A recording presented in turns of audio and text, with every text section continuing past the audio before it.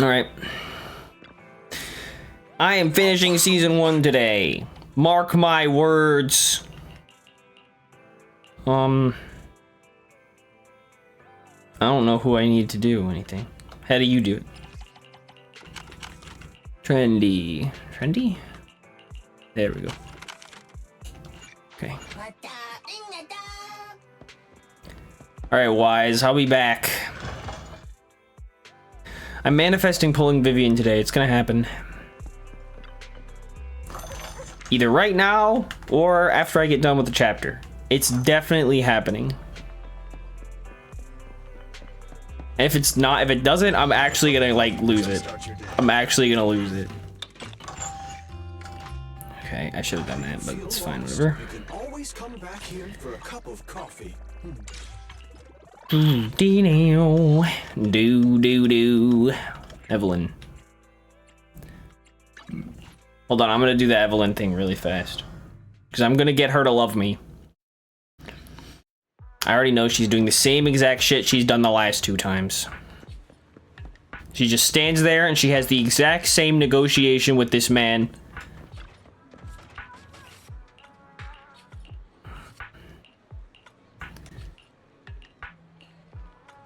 A dream collab.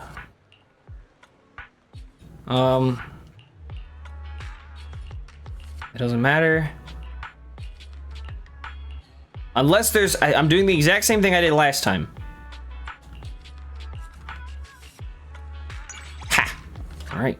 For some reason, she wanted the industry giants. I don't know why she would want to... That kind of seems like buttering her up. That doesn't seem like something Evelyn would like, but whatever. Why am I doing this? I'm right next to the HIA. There. Knock, knock, mommy's home. All right, what do I need to do?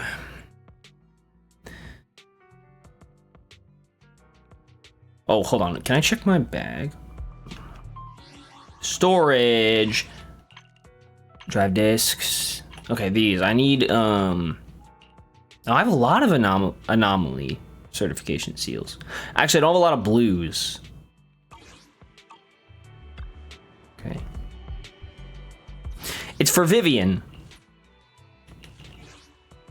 who I'm definitely pulling today. Let it be known, it's happening. I know it is because I'm manifesting it.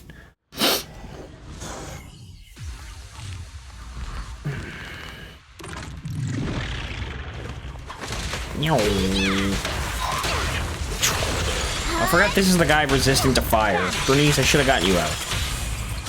Might be Adam.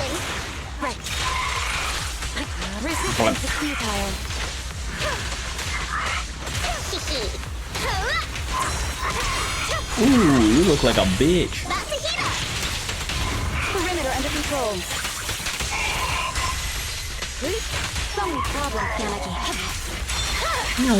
It's over. Good job.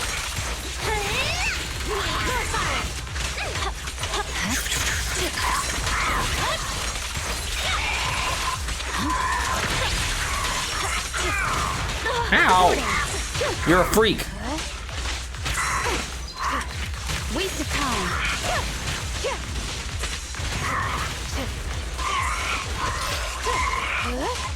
Die. Awaken. Fuck. Brighter than fire.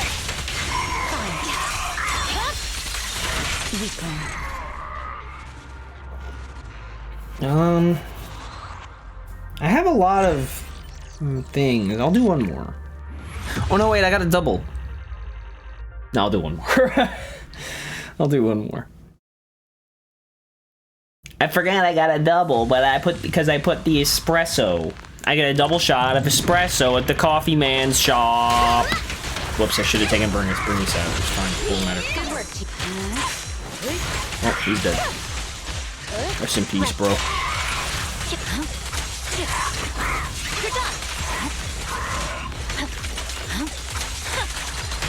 Oops. My blade is already.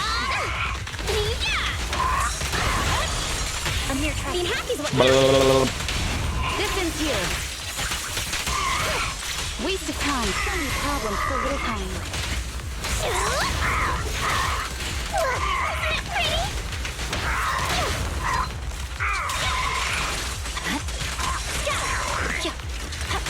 Man, I can't even do the dodge on here when you do the bomb thing.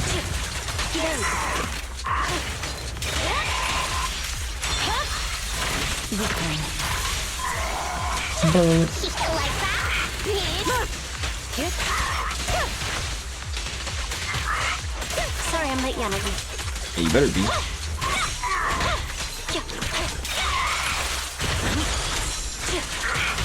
Let's finish the job. Drink flowing, wind flowing. Oops. Yo, that was my bad. I fucked it up. I didn't mean to. I don't need to do one more, but I'll do one more. I'm too lazy for this.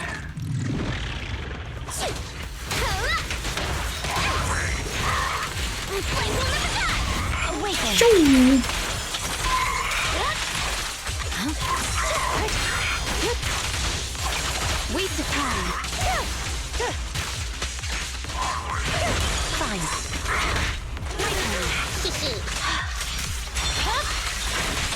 Did I kill that guy? Well, he's dead.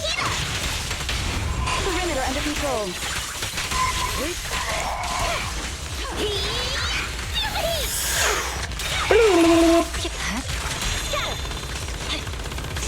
I'm killing you.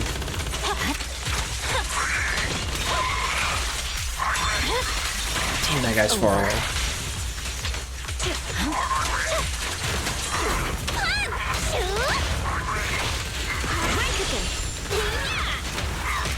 Vanish. Distance here.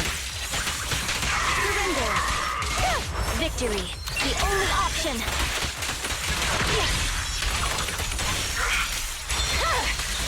My blade is already. Whoops.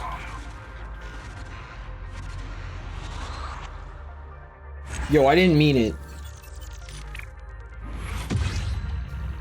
Alright, now I feel pretty good because I'm definitely pulling Vivian today. I'm gonna keep saying it because it's going to happen. And why not make it right now? Wow, that did nothing. Am I out of points? I already got 10,000 points? Guess I'll kill myself. I am 10 polychromes short of a Happy Meal.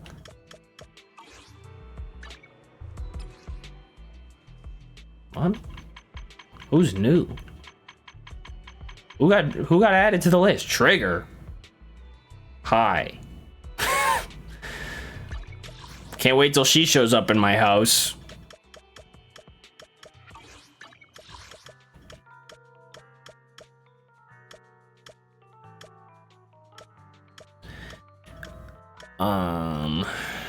There's gotta be something I could do, please. Anton, I don't think I'm ready with you yet. Fuck. I could do a challenge. I could do challenge mode. Nah, fuck it. Let's start. Wise, come on, bud. We're starting the last part of it. Vivian's been doing after Hugo passed. He is not passed, brother. You can't lie to me. I mean, you can lie to me, but you're not doing it on purpose. But bro is not dead. Bro is actually not dead. There's a 0% chance he's dead. Actually, I'm pretty sure I looked at the next chapters on recording, and he's definitely not dead. But I wouldn't have believed it anyway.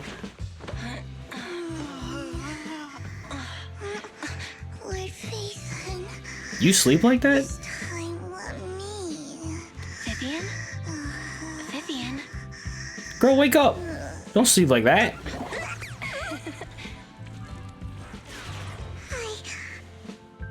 I didn't disturb your sleep, did I? Oh.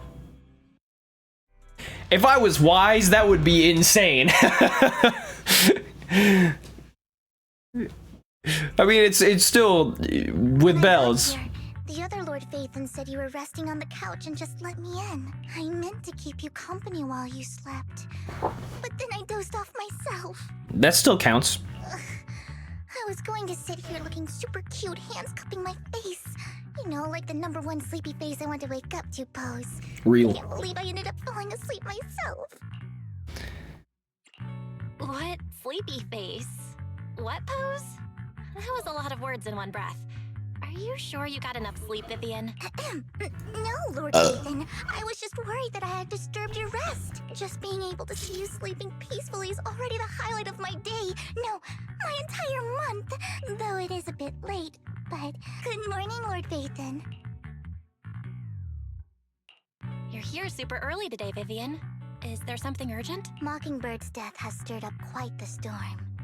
I took some time to gather intel. It seems someone deliberately leaked the story that Hugo is an illegitimate child of the Ravenlock family. But I haven't found the source. Well, how many people know? He only leaked that to like maybe it was one of those. Weren't there a couple like miscellaneous Hollow Raiders there too or something? He was one of those fuckers. Wasn't though. Could it be Hugo's uncle, Hartman? Maybe he's trying to turn people against Hugo and Mockingbird by playing the illegitimate child Were card. people ever for Mockingbird? I suspected that too. He could be using Hugo's background to make people believe Mockingbird is just another Top's pawn. To the upper class, Mockingbird may be insignificant, but it has a loyal following among regular folks. Okay. But after some digging, I was surprised to find that the public isn't turning on Hugo. They're actually starting to see him in a better light. I mean, I guess he'd be like a martyr in a way. Some people feel bad for him. Some relate to his struggles. And Hartman's the one getting all the heat. Yeah, because he recklessly leaked the. What did he think he was gonna get out of it? Nothing. Public outcry against Hartman is growing, with many believing he murdered. Like Hugo for his it own so selfish clearly. That shit would reek of bro trying to improve his reputation. Like, it's so obvious, even if I didn't experience everything. Tops is hosting an industry summit this week. A responsibility Industry usually summit. handled by the That sounds Ravenlocks. terrifying. But my sources tell me another family has taken over this year at the last minute. Okay, who? If I'm not mistaken, Tops is intentionally keeping its distance from the Ravenlock family due to the current public sentiment. Sounds like Hartman's in a pretty bad spot right now. But we know he's not the type to go down easily. And that's what worries me. Hartman, in all likelihood, must have taken the sacrifice core. And now that he has this bargaining chip, who knows what kind of deal he'll strike with the Exaltists. What does he even want what kind of power does, if Hartman wants to improve his reputation, get some more power, influence within Tops, whatever he wants, what the fuck are the Exaltists gonna do? I know their best shot probably wasn't Bringer, because that would be silly. You know, there's a lot more to this, clearly. So their best shot probably wasn't Bringer, and Sarah's still out there, but I don't even know what Sarah is disguising herself as even anymore. There's clearly more to this story. This is weird. Okay, fine. Sorry for interrupting, Vivian, but I need a quick word with Belle. What's up, big bro? No problem at all. I'm sure you have important faith in matters to discuss. That's right. Take your time. I'll just be waiting outside. We can't make our guest wait outside. Belle and I will step out instead. Oh, don't mind me, Lord Phaethon. I wanted to browse the videotapes anyway. I'll be right here. Just let me know when you're done. Sis is not staying right there. Belle, Lycon's outside the video store. He knows Vivian is with us, so he's hesitant about coming in. He's stressing over what he did to Hugo in front of Vivian, but he really needs to talk to us. Maybe you should go speak with him first. I'll go talk to Lycon. Honestly, neither he nor Vivian is at fault. As proxies, it's our job to be the bridge between them. How mature of you, Belle. What's poppin', Wolf Boy? Good morning, Master Proxy. Good morning, Lycon. Wise mentioned you wanted to talk to us and Vivian about something? Yes, it's an urgent request from the mayor, one that directly affects New Eridu's safety. Fuck! However, before we get into the details, as a former member of Mockingbird, I'm concerned about Miss Vivian. Hugo made many mistakes and betrayed the principles of Mockingbird, but I'm certain he didn't intend to put Miss Vivian or you in danger. Correct. I don't know Miss Vivian very well, and I was the one who took her companion's life. Sorry to spoil the fun, but bro is not dead. I might not be the right person to comfort her, but I hope she doesn't regret the choices she made or lose faith in the path she chose. Vivian's doing just fine. She's actually been gathering intel and has a clear understanding of where things are headed. She might be tougher than you think. If you're really concerned, why not just talk to her directly? If you'd like to apologize, it should be face to face, right? That's reassuring to hear. I trust your judgment. You've always had a sharp eye for people. Would you mind coming in with me? I'd like to apologize to Miss Vivian in person.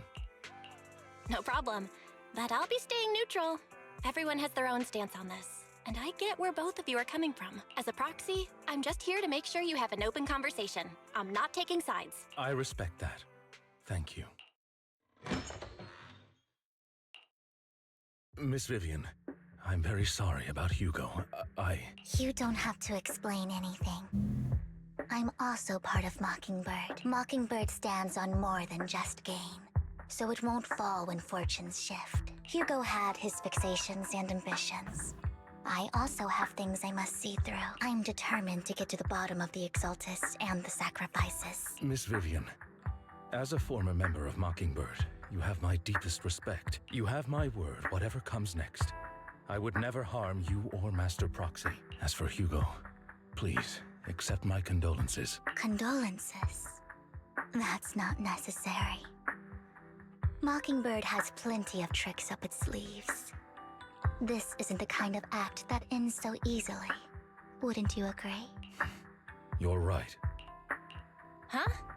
That's it? You two just figured it out? Oh, that was fast. You were the one who said that was gonna happen. Master Proxy, I believe we all share the same goal. Uncover the truth of the Exaltists and the sacrifices. I might do some. I might actually put my speculation out there once this is done, because I have some ideas about where this is headed. I don't know if I'm how right I'll be, but I might as well do it anyway. But let's let him cook first. The mayor has tasked me with inviting you to take on this mission, and hopes we can work together moving forward. If the mayor wants to work with us, I trust he will demonstrate his sincerity and kind. Mockingbird will not serve as a pawn for the powerful. That will never change. Of course.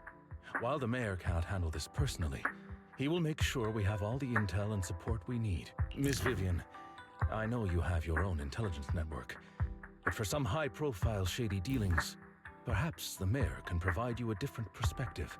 Please, take your time to discuss. If you're open to collaborating, I'll set up a call with the mayor so he can speak with you both directly. I need to discuss this with Wise and Vivian. With so many people involved in this, we need to be very careful. Of course, I completely understand. When you've made up your minds, you can find me at the Ballet Twins. Roger that. Belle, what do you think about Lycon's suggestion to work? What do you think about Lycon's suggestion to work with the mayor?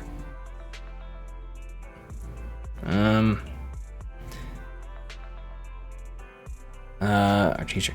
Belle, you mean to say the mayor may not have told us everything he knows about our teacher? True. The only way to gain more information is to work with him. What do you think, Vivian? Mockingbird has always gone against authority. Would it be against your values to work with the mayor? Mockingbird isn't just about going against authority. Mockingbird hopes that all people can be given equal opportunities and treatment. I don't exactly trust the mayor, but I believe he's someone we can work with, at the moment, at least. Let's go see him. Let's go, squad!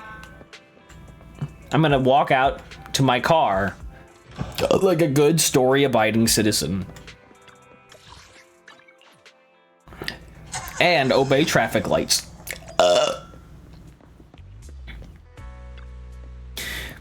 It seems you and Miss Vivian have made your decision. Yes, let's talk to him. Of course, please rest assured, when it comes to sacrifices, the mayor's interests align with yours. Or rather, we both want to protect the people of New Eridu. Roger. I'll connect the call to the mayor now. Okay. My dear friends, I'm glad you're willing to keep working with me. I'm truly sorry about what happened to Mr. Hugo Vlad. I didn't anticipate things would turn out this way. As mayor, I can't fully condone Mockingbird's actions, but personally, I had a lot of respect for Mr. Hugo Vlad. I looked further into Bringer's map. The sacrifices were created by an exaltist named Landon, who was active in Janus quarters. Landon? He's just some dude. There's some kid in my elementary school, fucking second grade class named Landon. He was a prick. He's this little bitch boy. He's just some dude. He probably has a Gucci bag. He's probably a little bitch. Mr. Landon passed away in an accident a few years He ago. probably was a bit little bitch.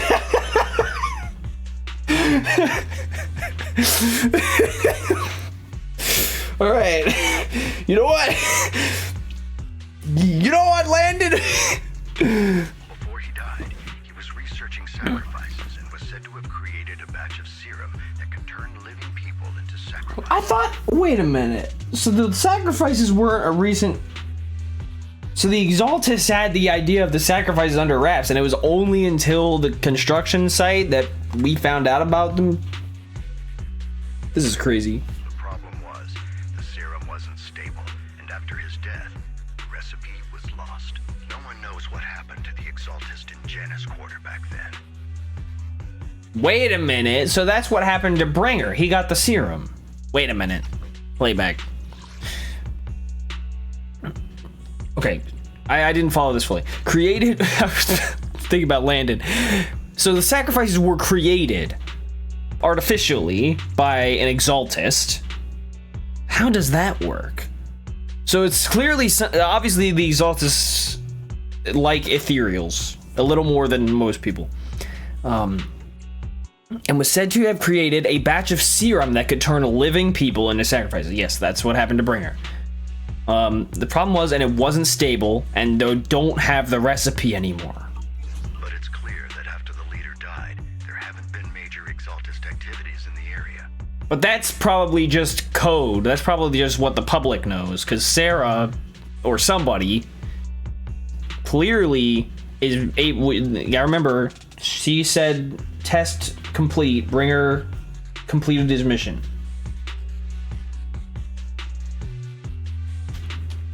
Whatever that was. Bringer's map marks the locations where the Exaltists' most successful attempts at creating sacrifices were. Which is why the sacrifice cores are there. Since this person has already passed away and the Exaltists haven't been active around here for a while, then could it be that this is just Hartman acting on his own? Unfortunately, that's not the case. No way. My sources confirmed that Hartman had been secretly in contact with someone, and they only meet inside the Hollow. Is it possible it's someone from Tops? Tops is a huge alliance of corporations. They wouldn't bother getting their hands dirty. Instead, they just sit back and reap the rewards. Everything Hartman is doing is to secure his place in Tops and strengthen his power within the Ravenlock family. What is bro gonna do in Tops if the city goes kaput? If the Exaltists get their way, they're gonna fucking obliterate the city with a sacrifice. And then there's gonna be a whole lot of nothing for him to influence. What a dumbass. My guess is correct. Hartman has gotten in touch with the remaining members of the Exaltists that used to follow Landon, helping them create new sacrifices. How the serum recipe was lost? But what's in it for Tops? There's no way the Exaltists would just hand over their secrets about sacrifices to Hartman, right? Why not? A sacrifice outbreak would throw the city into chaos. And that's when Tops steps in. Why not? Fuck it. What's he gonna do? Make one? The public will see the mayor as incompetent, while Tops comes off as the real protectors of the city. What a bunch of posers. And when that happens, public trust will shift towards Tops. And Mr. Mayor, you might find yourself in an unfavorable situation. Still sharp as ever, Miss Vivian. So, what exactly do we stand to gain from partnering with you? Please don't tell me you're doing this out of some noble concern for your citizens. I'm not some hero of justice. and I don't believe in lofty ideals or empty promises. So does that mean we should just throw we should just not consider the lives of innocent people? I'm not sure I follow. We have a common enemy. While our ideologies may differ, we can work together on this. And as proof of good faith, I may not know exactly where Hartman is, but I can fan the flames over Mockingbird's death and escalate conflicts within the Ravenlock family. Okay. So it was you behind the rumors. Hmm. No wonder I couldn't trace the source of the public outcry. I'm not the one who started the rumors. I just helped them spread faster after they leaked. And I pulled a few strings to make sure the story painted Mr. Hugo Vlad as a heroic figure who was unfairly persecuted. As I said before, I had a lot of respect for him, and I'd be happy to clear his name. Now let me lay out my terms for collaboration. After looking into it, I found that the dormant sacrifice you discovered wasn't the only one. There are more places where sacrifices might be lying dormant. Right, that's the whole fucking point of the book. Too many eyes are on me right now, so I can't send my own men to deal with it. I'd like to ask you to retrieve the sacrifices from those locations. Done. I'll make sure to dispose of them once you do, so no one will be able to use them again. How? On top of that, I've asked a friend to help monitor your physical condition, and maybe even uncover more of your potential. Her research overlaps with your teacher's work. You don't need to worry about her capabilities. She's a Void Hunter rank special investigator. Really? A Void Hunter rank special investigator is going to be assisting us? And she's involved in our teacher's research? That's right. She's heading to Janna's quarter for some business. I wanted to set up a formal meeting, but she declined. She prefers to assess things on her own, and will reach out when the time is right. She'll let you know the details then. So it looks like you both are on board with this commission and ready to help recover the sacrifices? Okay. We don't want New Eridu falling into chaos either. We'll do what we can. I know you won't let me down. Given our positions, we might not be friends, but we're definitely not enemies. I'll leave the rest to you then. I've got to go. Goodbye. Where's the book? Mr. Mayor! Where's the book? Or are you sending spots to my Google Maps? I'm glad the two of you have decided to continue working with us. With your help, we are sure to successfully recover the sacrifice. I have other business to deal with, so please excuse me. If you require anything, please feel free to contact me anytime. Very well. Lord Phaethon, shall we head out now? Okay. We get to hang out with Vivian. What does she want? Let's see. Is an anomaly character or shares the same attribute? All right. Eradicate all evil. All right. All right. All right. Officer 1. I'm running with you. Oh. Huh? Is something the matter? Oh, GUN didn't like that. Okay. Anomaly or shares the same attribute. Miyabi. Huh? Asset this is my Excuse me, Miss Miyabi. No. She didn't like that either. Fuck. I think Bernice would work. Sure. Let's go play. It's a little bit of a silly squad, but it's fine. Did you call me? asset confirmed. Anyone else? Anyone else can? No, not really. I could do Yanagi, but I don't think that would work. Oh, she did like that. Okay. Well, this is probably just whatever, so we'll use Bernice. Let's fire it up. Yanagi has too much work to do. Bernice does not. Alright, let's run it.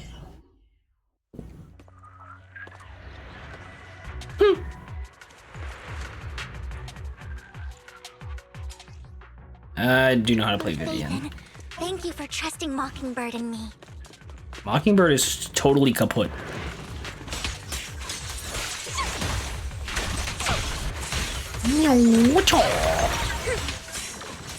Ow. Nice. Ooh, her chain attack is nice. I don't think I ever used it, but fuck! My battery's dying. Oh. Has someone already taken the dormant sacrifice from here?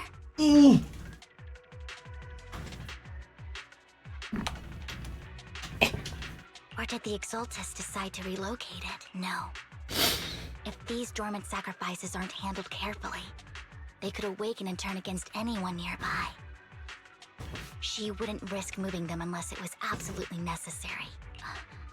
Did she realize the mayor was looking into this? Does she know about Sarah? You hear another voice of someone debating. You don't know who it is.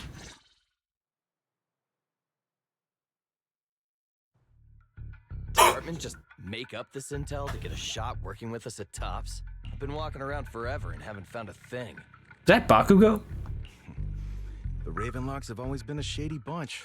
No surprise they've gone downhill over the years. I heard they were pretty loaded back in the day. What kind of business did they run? No clue. On the surface, their businesses seemed legit, but who knows what was happening behind the curtain. Probably something with the sacrifices. I mean, how else would he know about the dormant ones left around here for years? And he was so sure that even if those original sacrifices didn't work out, he had a backup plan. Backup plan? What could that be? Well, that's beyond me. I just happened to overhear something while I was next to Mr. Edmund one day. What's Tops planning to do with all these sacrifices, huh? For research? Do you think we'll ever have a normal life in the Hollows? Don't ask questions you shouldn't be asking. All right. There's nothing here anyway. Let's leave the Hollow and report back on what we found. And we'll make it just in time to clock out for the fieldwork shift. Let's get out of here first. Vivian appears visibly unsettled. Hartman, that fool. He'll do anything to get into Tops, even if it means playing with fire. Belle is unbothered. She's an Exaltist. Human lives have never mattered to her. The more people get Vivian, tagged I in, don't know what the you're greater talking the about. danger. Vivian, I've been dying to know. Who's this she you keep mentioning? I apologize for losing my composure. Please don't mind me. The she I'm referring to is with the Exaltists. Someone I have a history with. That's why the moment I heard about the sacrifices, I felt compelled to uncover the truth. I never meant to hide anything from you. It's just that, for me, the Exaltists bring back painful memories. And I'm not ready to face them yet. So, Lord Vathan, please give me a little more time. Once I've gathered my thoughts, I promise I'll tell you everything. Sure, I won't pry anymore. Everyone's got a past, and you don't have to dig up old wounds if you don't want to. I can see the Vivian I know now is super brave and kind. I believe you've really put in the work. Lord Vathan, if we weren't in such a hurry, I'd spend 3 whole hours singing your praises. I'll make note of this and make sure to get it done before bedtime. First things first, let's track down those dormant sacrifices. The Exaltists have probably realized someone's after them by now. How? It's been like 5 minutes. I wish we knew what Wee! Bernice is here. Yeah, what is Hartman's backup plan? I just can't shake the feeling that something bad is about to happen. You a bitch! He seems so happy. Come here.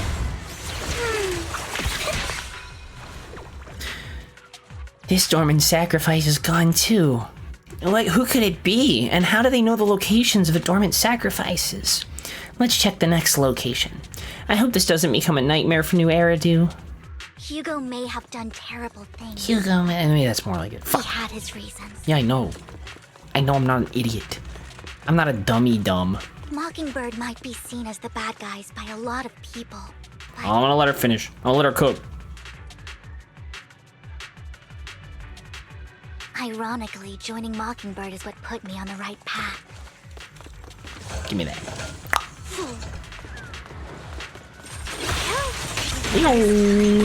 I'm needed for more than just an Oh!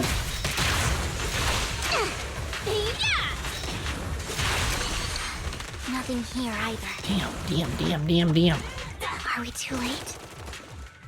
Was that you, dog? Don't touch me. There's some... It's her! It's that one bitch! Fool. Damn, they're just fucking lying around the ballet twins. I knew it was you, Vivian. Camille, what are you doing here, sis? It's not Sarah. Are you destroying the dormant sacrifice? Vivian, don't call me sis. I'm not your sister. Are you trying to stop the Exaltists? I never left the Exaltists. You know what Landon did back then. Lord Landon did it for the Creator. Cope. His methods may have been extreme, but they were necessary. Back then, you walked away. You should do the same now. We didn't meet today. Take your friends and leave. And Bernice is just there, like, setting shit on fire. What's wrong? Are you In the being background. forced into this? I can help you. Help me? Like how you helped her?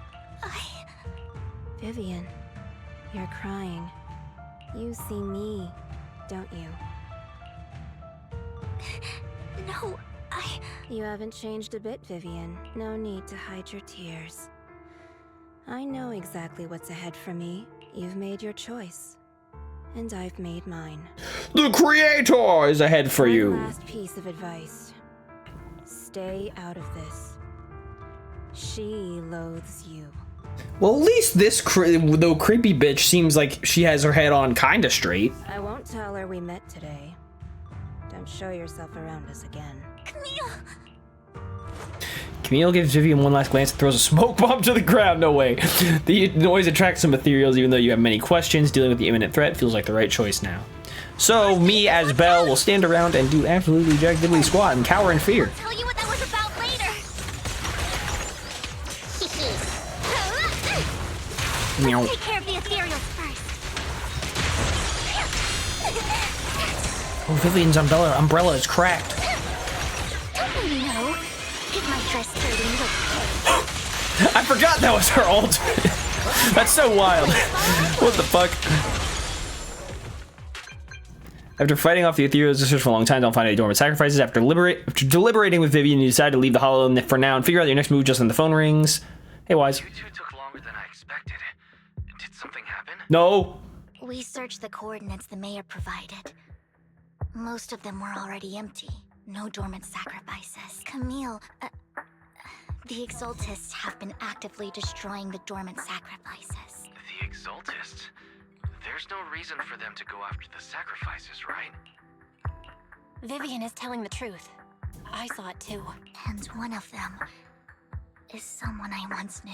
I thought she would leave the Exaltists after Landon's death. But she stayed. Do you have a history with the Exaltists, Vivian? When I was a child, I stayed with the Exaltists for a while. Back then, Landon was one of the most respected figures among the Exaltists in this region. A lot happened. And after Landon died, I left. I can't turn a blind eye to the sacrifices. Yeah, I know that. I know all too well how many lives have been lost bringing them into existence. Ever since I learned a sacrifice had appeared in Janus Quarter, I haven't been able to stop worrying. I won't let history repeat itself. That's why I asked Hugo to investigate, starting with the Sacrifice Corps. Vivian. Please stop. I'm not looking for comfort. I'm just recounting the story for you to understand the situation. We've got bigger things to focus on. But when I do need comforting, I'll come straight to you. I hope you'll make time for me, Lord Vathan. Just so you know, I'm not the easiest to console. All right, then. No worries. I'll totally have your back until you're feeling better. Okay.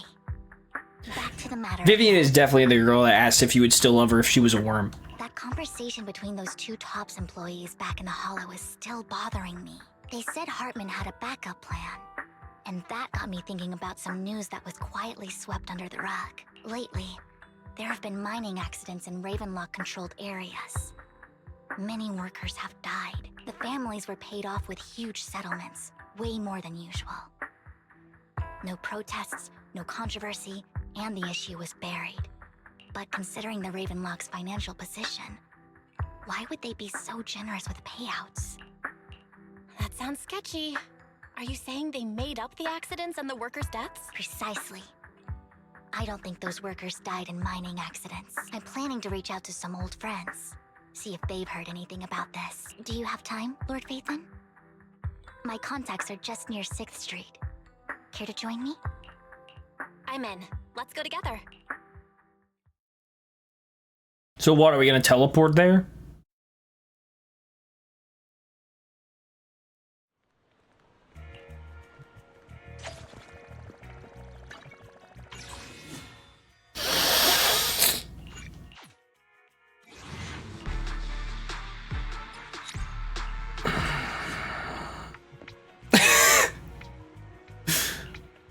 Let's go. An old friend of mine said she has some new intel. Ooh. She's like a mentor to me. Okay. Rain! I learned a lot about data scraping on Internet thanks to her. Yes, let's go.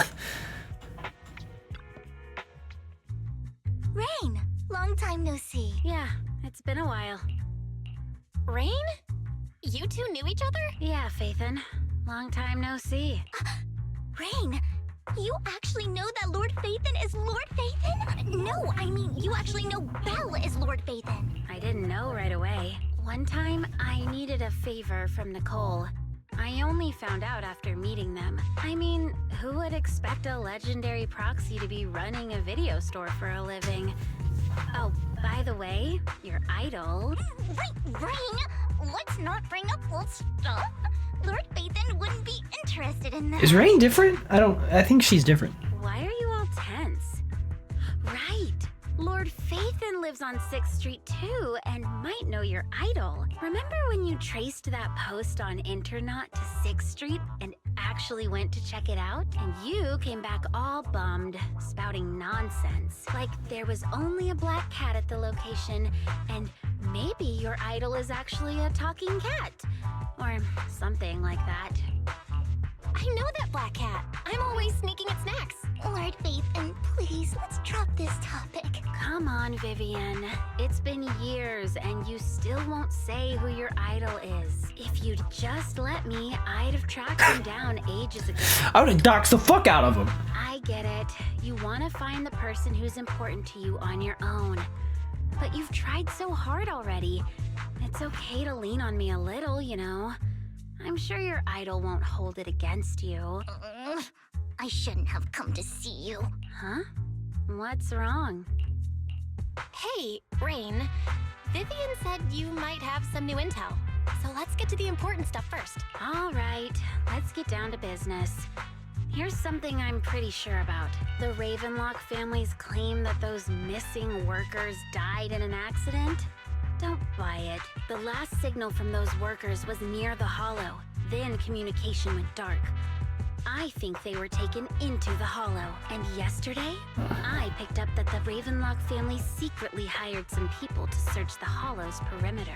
I caught a weird distress signal from someone and managed to track down the source. When I tried to reach out, the signal cut out completely. The last trace of the signal was near Lumina Square. So they hired like fuck.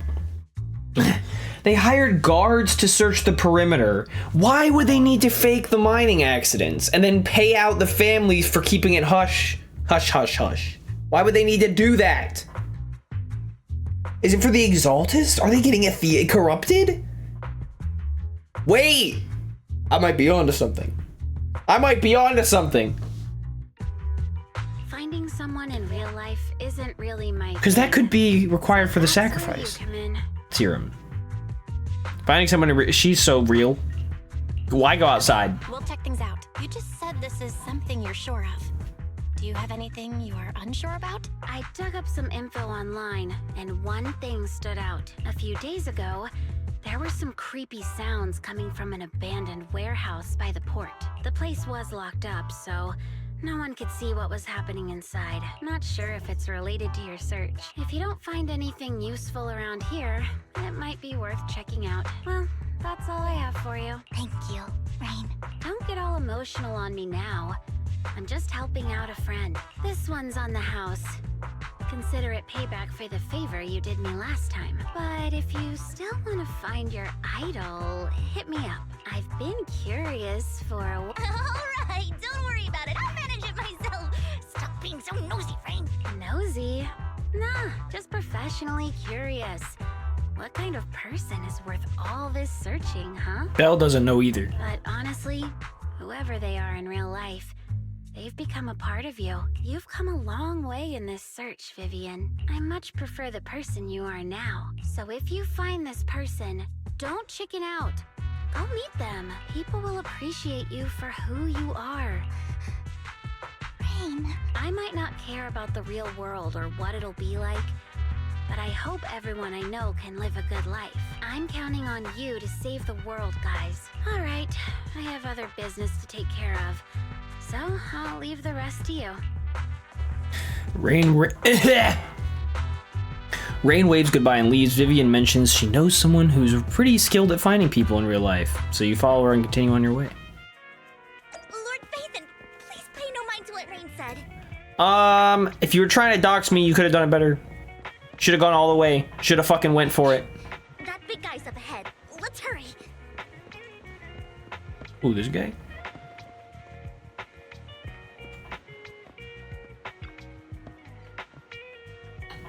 Long time no see. You seem to be doing well, little one. Yep, I've been an awesome friend since the last time we met. My friend got ill before, and I was a man, and it was a manager who helped heal him. I realized you two know each other. Next time I do the manager's place, will I get to see you too? Yup, this little guy is Lucky Boo, my old boss in my previous workplace, and my old boss at my previous workplace bought at a discount store clearance sale. But he was a terrible boss. Not only did he shirk on paying wages, he didn't take care of his bang boo either. Yeah, that guy, really terrible. Then this little guy had a malfunction and the boss threw it out because he didn't want to spend the money on repairs. Really, it could have been fixed with just a simple battery change. Vivian is the best. Vivian changed my battery, the bestest ever. All I did was change your battery for you. It was you who earned the money to buy it. Yeah, I'm amazing too. I earned 100 Denny's just enough to buy a battery. So that's where the 100 Denny Bang Boo battery came from. Honestly, you've got plenty of energy, but I told you before, you need to be more tactful. Haven't you learned anything? I learned, pet one Denny Boo, give Denny. Wow, you found out a way to make a living, huh? Amazing. Better not expose him. Did you need me for something? I'm super happy to help. I know you love exploring all kinds of places, so tell me, have you come across anyone strange these past 2 days? Strange?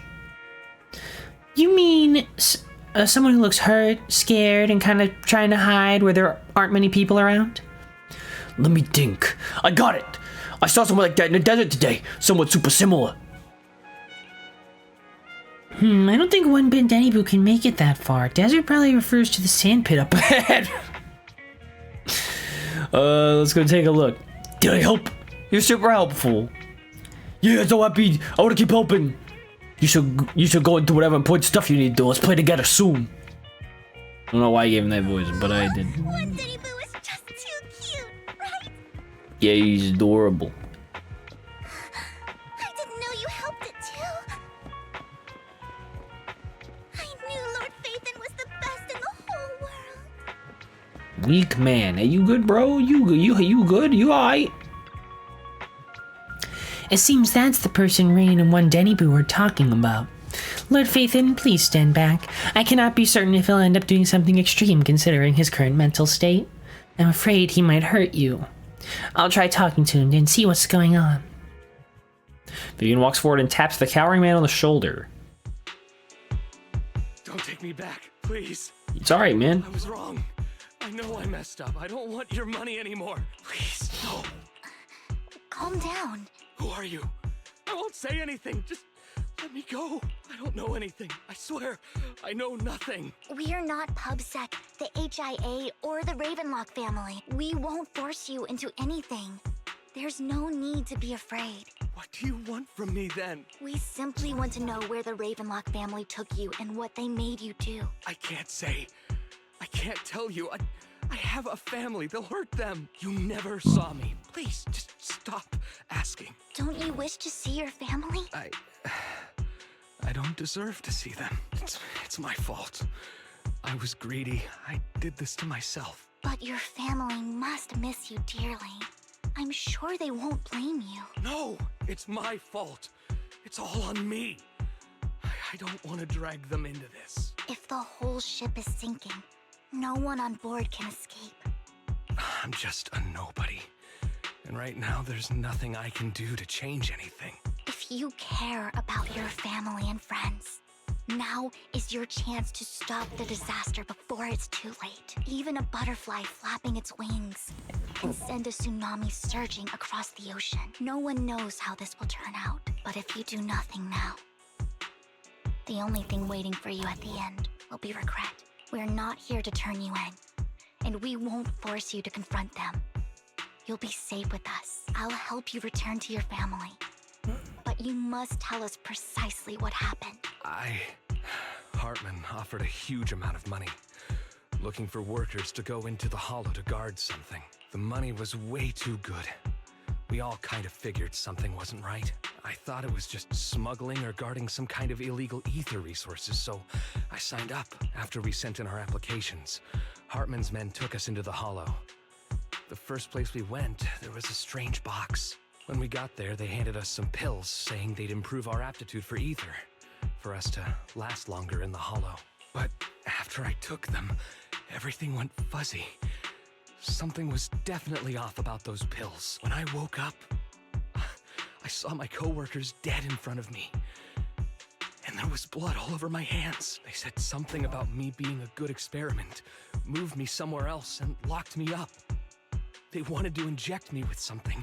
I got scared and didn't know what was gonna happen. But then a blonde guy found me, gave me a carrot, and let me go. So I escaped. I didn't want to kill anyone. I don't know. It wasn't your fault that your coworkers died. You were just a tool in their hands. Do you remember the place they first took you? Do you know what was in that box? I only remember the first place was like a rooftop. I think it was on top of a tall building. What exactly was in that box? I can't remember. I'm not lying. Those pills they gave us, they make you hallucinate. I took just one and my mind felt like it wasn't my own. My memories turned into a blur. I'm telling the truth. I'm not trying to run from my mistakes. I just really can't remember what happened. I know you're not lying. We'll arrange for your protection. You can rest easy and recover, and your family won't be dragged into this. Once this is all over, you will be able to reunite with them. You and Vivian contact Lycon. The mayor, representing Victoria Housekeeping, agrees to protect the worker and will keep his identity confidential. Soon, Rena arrives and takes the man away, mentioning that the mayor will confirm the location based on his description. I've been meaning to say this for a while, Vivian. You're just so calm and decisive when things get tough. Totally different from the impression you gave me at first. Actually, I wasn't always like this. I used to run away when things got tough. There was even a point where I just wanted to disappear. As if my very existence was the source of suffering. I wondered. Perhaps leaving it all behind could put an end to the pain. Whoa. It's hard to imagine you like that. I mean, you had this super intimidating vibe when we first met. Well, I was on a mission at the auction when we first met. And just as Rain said, I've come a long way from who I used to be. Speaking of Rain, it's still wild to me. I never thought you and I would have mutual friends. And you even know one Denny Boo. Can you believe we might have passed each other so many times without even realizing it? Enough about me. Tell me more about you, Lord Phaethon. Where have you been? What have you experienced? Long story. Ah, fuck! Looking back, I feel like I've been through a lot lately. My brother and I even lost our Phaethon account. How did that happen? And I got stuck fucking with like some random... Jesus.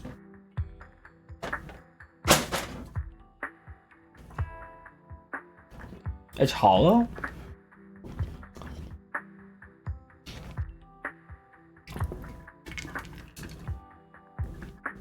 Oh, took something from the Red Fang gang.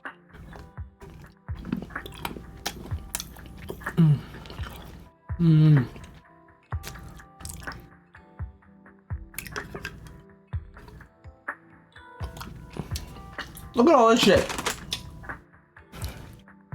She's been to the Hall of Camellia Golden Week. She has her favorite sandwich at Cheesetopia. She's even received a star sticker from Officer Mew Mew. Wow. I remember it should be around here. That store's been sitting in my favorites for ages.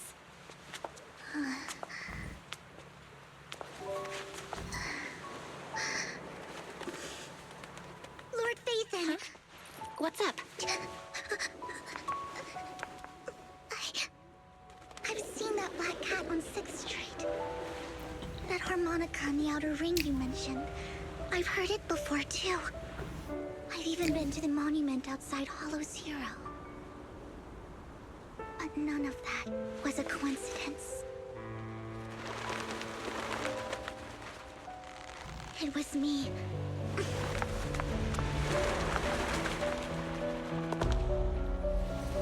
Those are some crazy heels. Following you. And now I've finally made it to your side. Okay.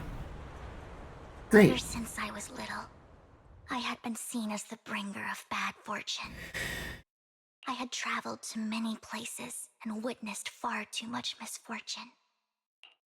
Every tear I shed brought disaster. Look at this shot. I've heard too many curses to count. That's cool. I want that. That's cool. Shit. Alright, hold on. I'll be right back. Let's see if my coffee's done.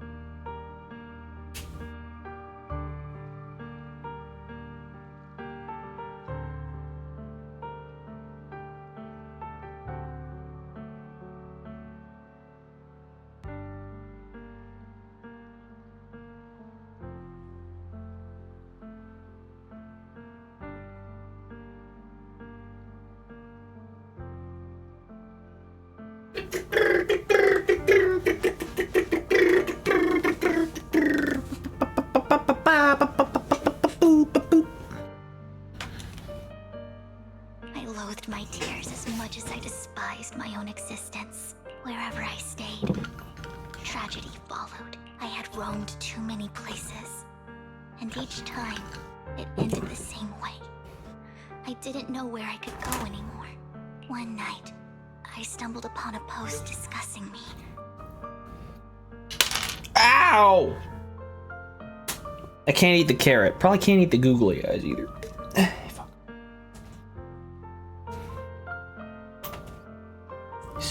No way! She got slandered on Twitter! Whether they knew me or not, everyone seemed convinced that I was the source of the curse. Some mocked me with cruel intent. Some wished I would vanish, and others speculated maliciously. It really seemed that my very existence was a disaster. In that moment, as darkness enveloped the city, I saw lights flickering to life all around New Eridu. So many lights. And not knowing where to go, I thought, if only I could disappear into those lights. I made up my mind. And right then, my phone rang.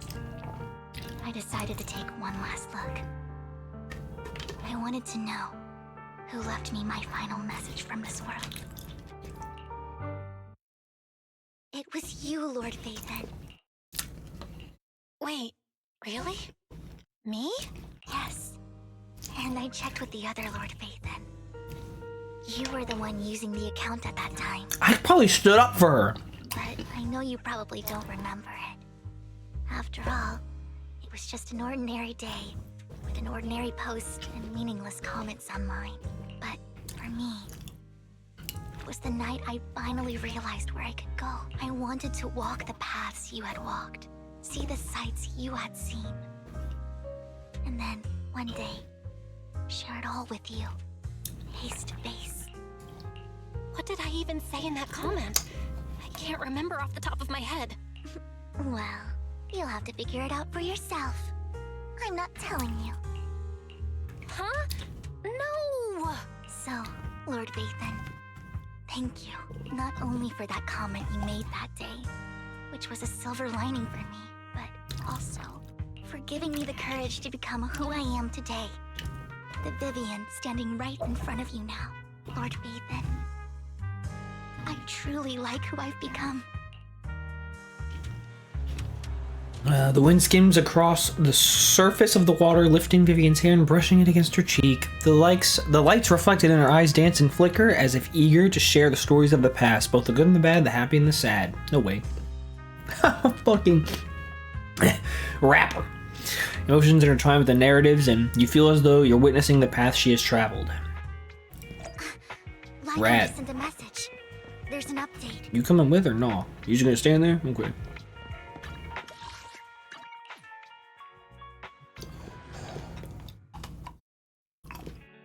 Belle, you're back. Lycon told me he wanted to meet up with us online to discuss things when you returned. I'll call him now.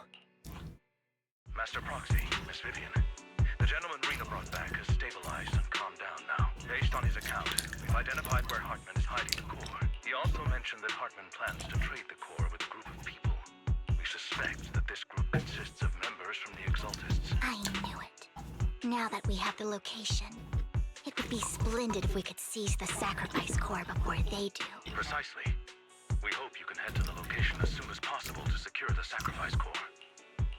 We've got this. I have other matters to attend to, so I'll leave the retrieval of the sacrifice core in your capable hands. The mayor's friend that he mentioned before will also be assisting you this time. The target coordinates have been shared with her, and she'll meet you there. Please ensure your safety, and I wish you all the best.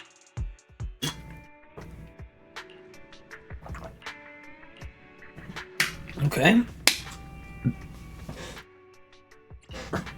This is the path I follow.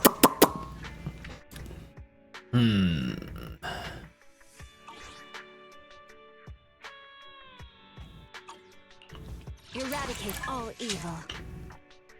I'll protect you from any danger.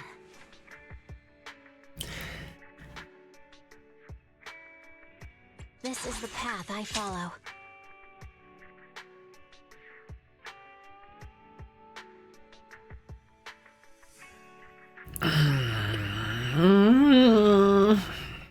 Alright, I'm doing Miyabi. I don't care. I want Miyabi.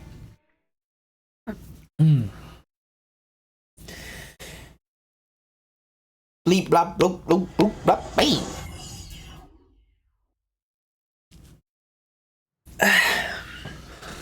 Yo, what the fuck? Vivian, put a mask on so she doesn't see you. Camille, You really think I'd slow down with something this important?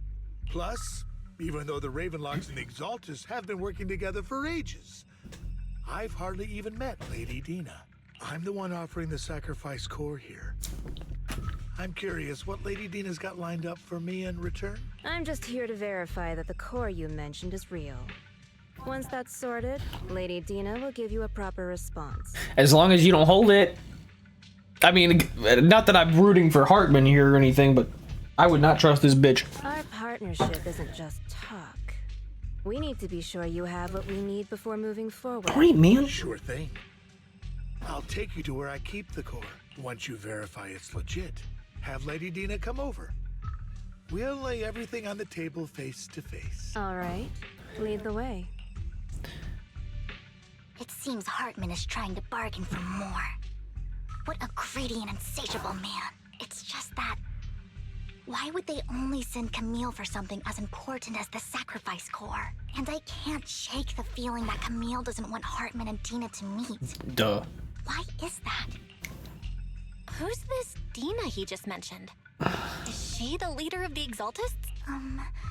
Kind of. Lord Phaethon, I really think we should hurry. We must get to where Hartman keeps the core before anyone else does. You already said you were stalking me. What's there left to hide? I've got a shortcut planned, but there are gonna be ethereals along the way. I'll let you handle them, Vivian. Don't worry, Lord Phaethon. You're in capable hands. I'll ensure your safety. And Miyabi's like, I'm here too. Thanks, Miyabi. Your presence is always reassuring. I don't know how you stumbled into getting here, but I'm glad that you are here. Stay away from Lord Phaethon!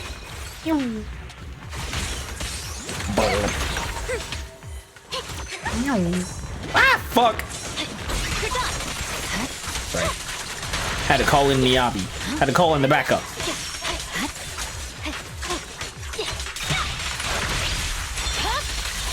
My blade is already sheathed. Oops! I killed you. Looks like Hartman's trying to negotiate for more leverage. I don't think he's gonna get more leverage. He's kind of a fucking loser. Let's get out of here before we're spotted. Keep your filthy hands off. Boom, bitch! You better not get my tricks dirty. Let's keep moving, Lord Phaethon.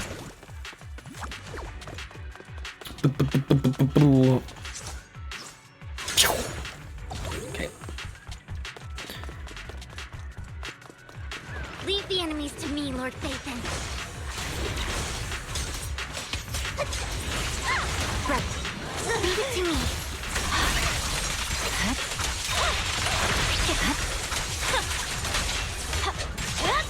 Ow! Ooh. I didn't know I could do that. That was quite helpful.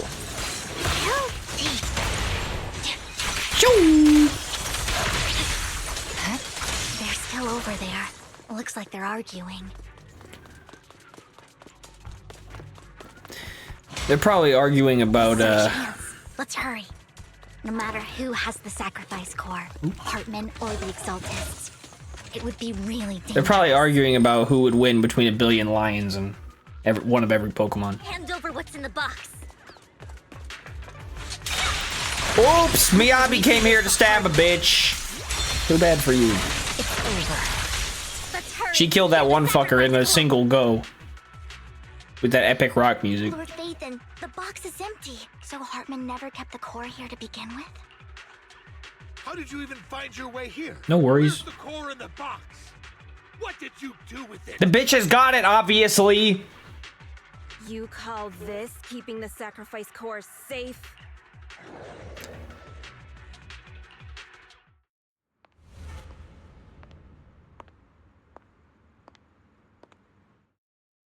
Vivian, it's been ages. She's tiny! She's short! She's little. You're not the leader. I already know that. You can't fucking fool me. You can pretend you're the leader. You're not the leader, but high ranking Exaltus, you do.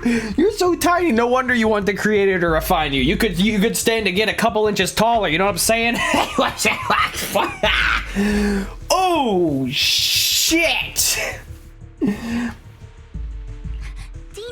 Oh my, you actually remember me. So sweet. Look at you, thriving. Yas, Queen Slay. I thought you'd totally forgotten about our past. So, tell me, do you ever dream about the people you've killed? Are they crying in your head all night? Oh, you're one of them. You're probably one of the people that slandered her on Twitter. I bet you like to use Twitter to talk shit about people you don't like, huh? You're gonna subtweet people? You're gonna start subtweets like, oh, the bitches need to stop seeing the future. Bitch ass. Back then, I had no idea. You had no idea? While you were soaking up all that love from Daddy and everyone else? Oh no, they call Landon Daddy. We're cooked. I wasn't. Lady Dina, Miss Vivian didn't actually... Camille, when did I say you could meet up with Hartman today? I just wanted to make sure the sacrifice core is legit. I was worried Hartman might try to pull a fast one on us. Really? So loyal. I thought you'd be more like the old days. Just a few words from Vivian, and you'd be plotting my demise. Just like what you did with Father. I won't, Lady Dina. Don't even think about betraying me, Camille. You owe me for what went down back then. However, I do understand your worries. This core, it's fake. No way! I got this straight from Hugo. It can't be fake. If that was a prank by Hugo on like in his dying, like his last tricky deal, what a crazy bastard. How can you just claim it's fake without any proof? My hair's falling out. Ugh, seriously? Dina approaches Hartman and coldly inserts... Dina approaches Hartman, looks way up.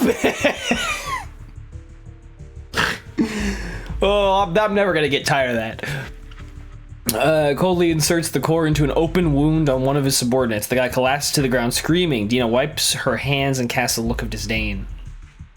The sacrifice core can max out the ether particles within human bodies in no time at all. But look at your little subordinate. How uncouth. He's making noises like some animal. Can you shut him up? So annoying. The masterpiece Father made for the creator isn't this worthless piece of junk you're holding. So, the real core. Vivian, where do you think the sacrifice core is really at? I don't know. I don't know. If I knew where the real core was, I'd destroy it without a second thought. Dina, you understand what the sacrifices are.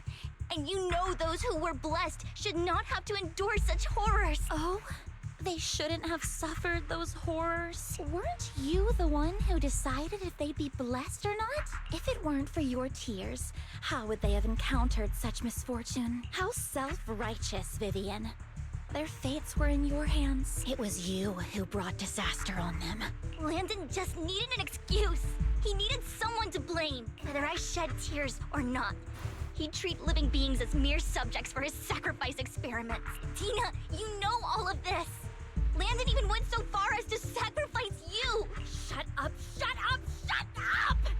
Father did it for his great cause.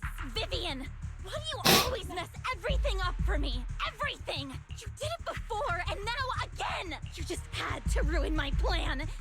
I was so close to fulfilling Father's last wish. If you don't give me the sacrifice core, be prepared to become food for the ethereals. I told you I don't have the sacrifice core. Otherwise, I would have destroyed it already. Lord Phaethon, find the right moment to retreat. She can be quite unpredictable when her temper flares. Oh, really? You don't have it? Really? With those stubby legs? Then I suppose there isn't a reason to keep you alive. As Dina finishes her words, several explosions erupt, followed by tremors in the ground, signaling the rapid approach of numerous ethereals. In a panic, Hartman rushes to the car he summoned, taking Camille and Dina with him. These are the guys you pulled out? More ethereals are coming. Boom! You a bitch! Whoopsie. Get out of this. Whoa, look at bro go. Holy shit.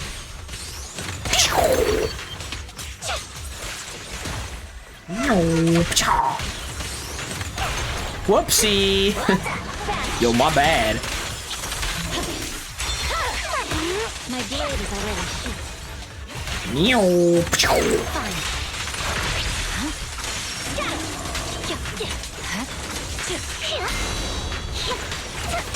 Oops. Yo, didn't mean to. Stay away from Lord Nathan. You guys. Oh! There are so many. Oh, here we go. No way! The bird went ultra nightmare mode! Shun Palace. Good fortune, closed gate, safety. What? Did she just draw a Yu-Gi-Oh An deck? evil miasma gathers here. Another place of conflict. If you wish to avoid disaster, then head southeast. Belle's like, yes ma'am! Yes mommy! Now. Thank you.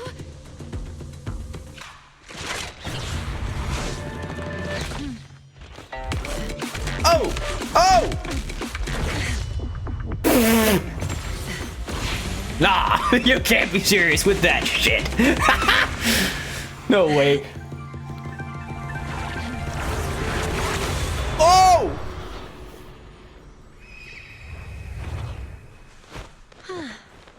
Finally, peace and quiet. Oh, cool. The Nightmare Phoenix turned into the Nightmare Pigeon. Must be Belle, right? How did you know? Mayflower mentioned a special partner might need my help. Can I ask, who are you? Don't worry about it. Don't worry about it. I'm the 13th generation master of Yunquei Summit. You can call me Yishuan. Yishuan, okay. I'm so used to Japanese, the Chinese throws me off. I forgot what I called Jun for the longest time.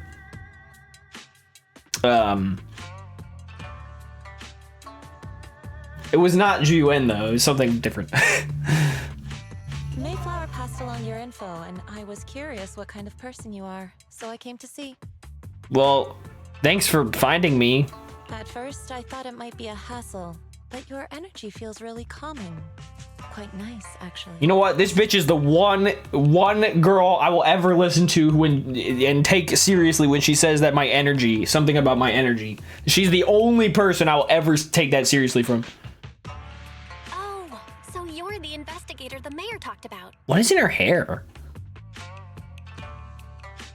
It's just a little squiggly. Yes. He also asked me to be your temporary teacher and offer you a bit of guidance. Okay. Guidance? What exactly does that mean? Unfortunately, this isn't the right time or place to talk. I have some investigation work to catch up on, and it seems you've got quite a lot on your hands, so let's part ways for now. I'll find a good time to visit you soon. Great. Stop by any time. Become a member while you're at it. Sorry, Lord Vathan. I'm just not feeling very well. I think I'll head back for now. I'll investigate the sacrifice core and reach out once I find something. You definitely need some rest. Let's get out of the hollow.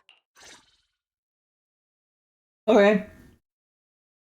Well, we've made a grand total of 0 progress. Nope, I am still here. Lord Vathan, are you going to rest now? I'm not in a hurry to get back. You've been kind of off since we got out, and it's got me worried. If something's bugging you, just spill it if you want to. I'm a pretty good listener, you know. I didn't mean to keep my past from you, Lord Vathan. When I was little, people thought I brought misfortune. So no matter where I went, no one wanted me around for long. Then, one day, Landon adopted me and brought me to the Exaltists. There, I met Dina, who was so kind to me, treating me like a dear sister. She told me her father, Landon, was a great man who'd one day make everyone stop fearing the Hollows, so all life could live freely inside and outside of them. That is some crazy cope for, like, turning people into ethereals. Oh, God! Dina helped Landon pick people for the blessing, and everyone in the Exaltists respected her greatly. Those who received the blessing would have a better ether aptitude, allowing them to enter the Hollow freely without fear of sudden disaster. Back then, Dina would chat with me every day, always about the Exaltists and her father. But things between us shifted when Landon asked me to step in for Dina.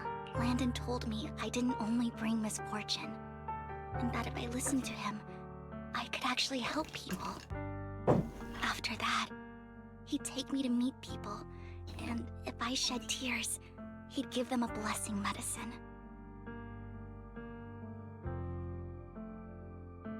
What a crazy bastard! Holy shit! Bro was absolutely off of his gourd. Holy crap. Those who got the blessing could dodge calamities. At first, I was ecstatic, thinking I could help others. I shared my joy with Dina, but that was when she started to pull away from me. The blessing medicine. Please tell me that wasn't the sacrifice serum Bringer had? Yes. To be precise, it was an early version of the sacrifice serum. Landon's medicine wasn't stable. Why are we calling it medicine? That shit is not medicine. That's helping nobody. The medicine Landon developed could boost abilities quickly, but also sped up the development of ether corruption. In the end, most people turned into ethereals, and a few became sacrifices, losing all human consciousness. The ethereals were killed while the sacrifices were given to the higher-ups of the Exaltists. The Exaltists wanted the sacrifices to hold human consciousness, so Landon's medicine was seen as a failure, and he gradually lost influence within the Exaltists. One day, I saw Dina, and tears streamed down my face.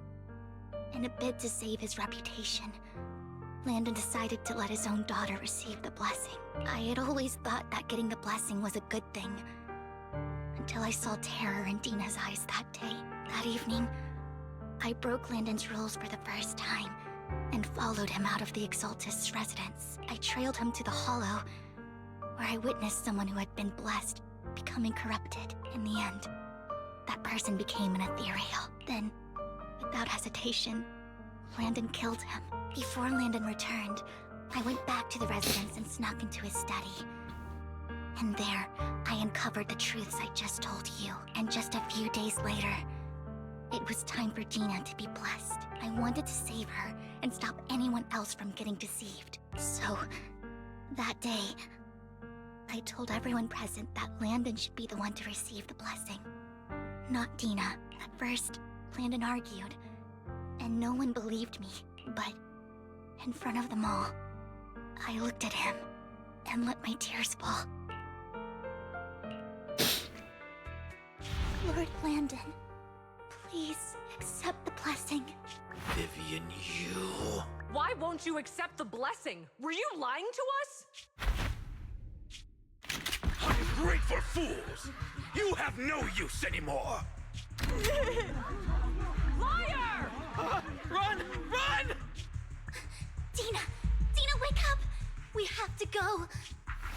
Vivian? What's happening? Listen to me! Lord Landon's so-called blessing isn't... Camille. Father! Ooh. No, I was just... She doesn't sound very upset about it. Mom, I want to go home. It's got nothing to do with us. This is just what happens when you don't accept the blessing. Real. Vivian, was this you? Dina, I just didn't want you to accept the blessing. Everyone who does ends up... I just don't want to lose my father. You knew? If you knew what he's done, you... He's my father. He's all I have. Stop being self-righteous, Vivian. You only ever bring misfortune. No way, misfortune? I thought once Landon was gone, Dina would leave the Exaltists. I never expected her to continue his research, or that Camille would stay. Camille lost her entire family in a hollow disaster, so she's always supported the Exaltists. She's not a bad person. She's just someone searching for hope. She joined the Exaltists very early on, and even watched Dina grow up. That day, she was just so desperate to save Dina that all these years, she's been following Dina, taking care of everything out of guilt, I think. But I didn't just fail to save Dina. I trapped her. I see misfortune approaching, but I can never change its course or avoid the bad ending. Maybe I really am a bringer of misfortune. No way. You're not the one bringing bad luck. Whatever went down with the Exaltists, Landon used you. As for Dina and Camille, they know the truth, and they just made their choices. The Hollows and the disasters they caused took more than just their loved ones. But not all survivors cling to obsession and hatred like they do. Lord Phaethon. You need to believe in yourself. You're currently resolving the sacrifice crisis with your own effort. I remember you saying you really like yourself now. So what's changed? Yes, that'll always be true. Thank you for listening to my story today. Years have gone by, but I've never had the courage to face all this. Maybe Dina and I were meant to meet today, so I could finally spill it all out. It lightens my heart a little. Lord Phaethon, you truly are a wonderful listener. Whenever you're feeling down, don't hesitate to come to me. I will. It's been such a long day.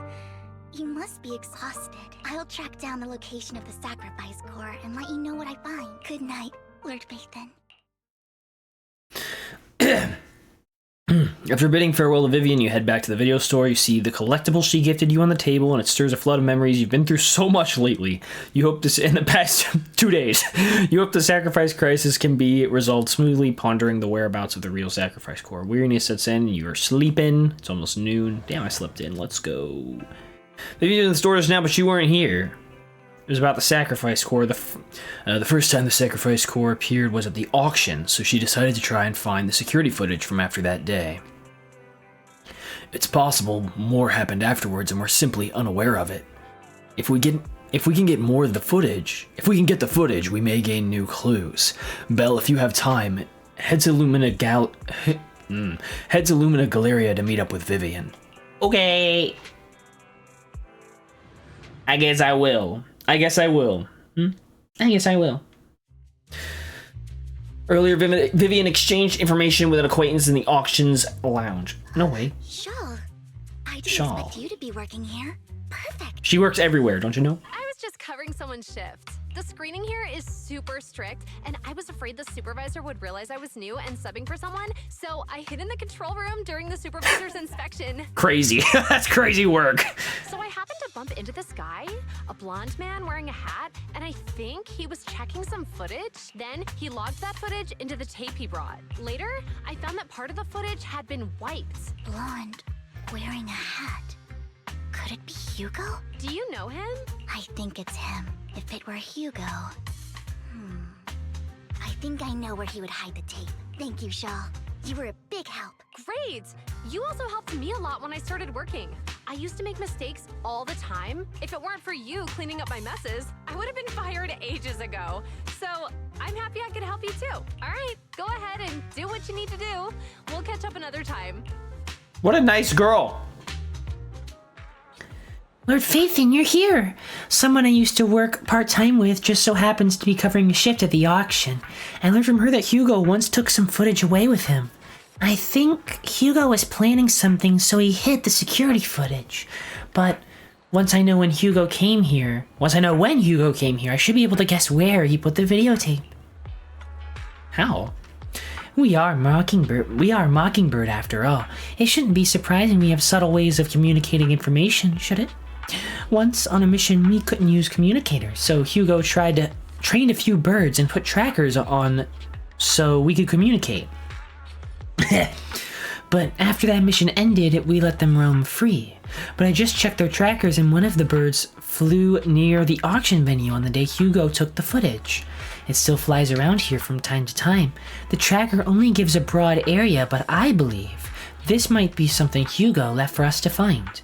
If I'm not mistaken, the videotape is hidden wherever the bird is. I can't be sure which bird Hugo used this time, but all the birds he originally trained had at least some black feathers. Lord Phaethon, let's split up and search the area. If you see a bird, you can send me a picture of it. I should be able to recognize it. Very well. I'll search the area. I bet it's this guy.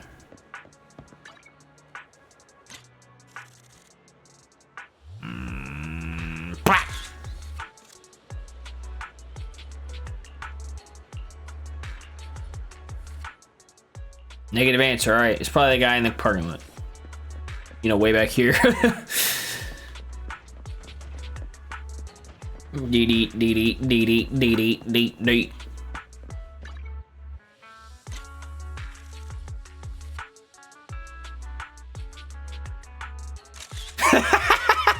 He looks like so stupid.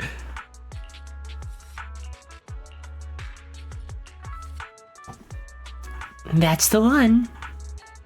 It's all thanks to Lord Phaethon we found them so quickly. If it's here, then Hugo must have hidden the videotape among those boxes.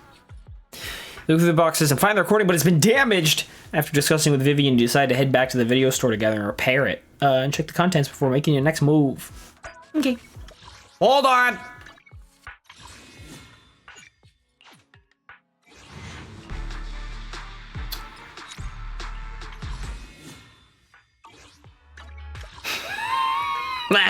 Fuck. Fuck! If Harry repairs the videotape and you watch the recording, the content leaves you shocked. It's a conversation between Hugo and Camille. Okay. If I'm not mistaken, you and Vivian share the same goal. Silence is no good for negotiation. I just don't want Dina to reach a point of no return. How responsible of you. Hasn't she already reached that point with what she's doing? The formula for the Landon serum was lost, but a batch survived, and Dina was able to develop a substance that can be used for mind control. Oh, shit. She's trying to combine the two to make sacrifices that would obey human commands. If the dormant sacrifice and the remaining Landon serum are destroyed, we can put an end to this. Dina's concoction can't create sacrifices on its own. Then where does Sarah play into this? And the sacrifice core? That belongs to the creator, not her. Although I find Landon's methods despicable, I can't deny that the Exaltists and the creator are leading us in the right direction. I just don't want Dina to spend her life trapped by her father's mistakes. I mean, no offense, but I find your protectiveness rather weird. I will confirm the location of the dormant sacrifice and find the chance to relay the information to you. I do not want any of my people to be going into danger. As for the sacrifice core, I can only guarantee that it will not fall into her hands. As for how things will ultimately play out, The creator will guide me.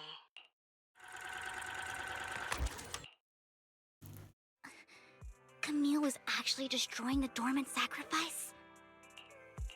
Now Camille's actions make sense. But why did Hugo never tell us? Hugo... he... Belle, Lycon said there's something urgent he needs to discuss with us right now. All right, let's patch him in. Master Proxy, I apologize for disturbing you. We have just learned that the Ravenlock family will host a banquet. No way! We're gonna crash the banquet! That's so hype, actually! This banquet is rather special, as they're allowing members of their family to invite business partners to attend. With Hartman at the center of controversy, there are many members of the family who are eager to use this opportunity to replace him.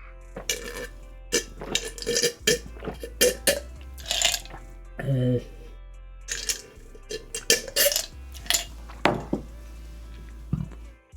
mayor has been spreading rumors of a young tycoon who inherited a sizable fortune and is looking to partner with a person from an old and influential family. This information has lured a young man named Burton from the Ravenlock family. Is he cool? So, you want me to pose as this tycoon and use Burton to infiltrate the banquet? Correct. And is also located within the venue. I see. Hartman's study might hold valuable information. So, what should I do? You can attend as her +1. +1? Lord Phaethon, please go with me. Yes. It seems Miss Vivian requires your presence, so... Yes, just your presence will help me immensely. All right, then let's go together. Bro, I want to crash the banquet. Are you kidding me? I'll send you the time and place for the meeting. This fucking rules. If you encounter any danger, please evacuate immediately or contact me for backup. I hope everything goes well for you tonight. Bro, this rips.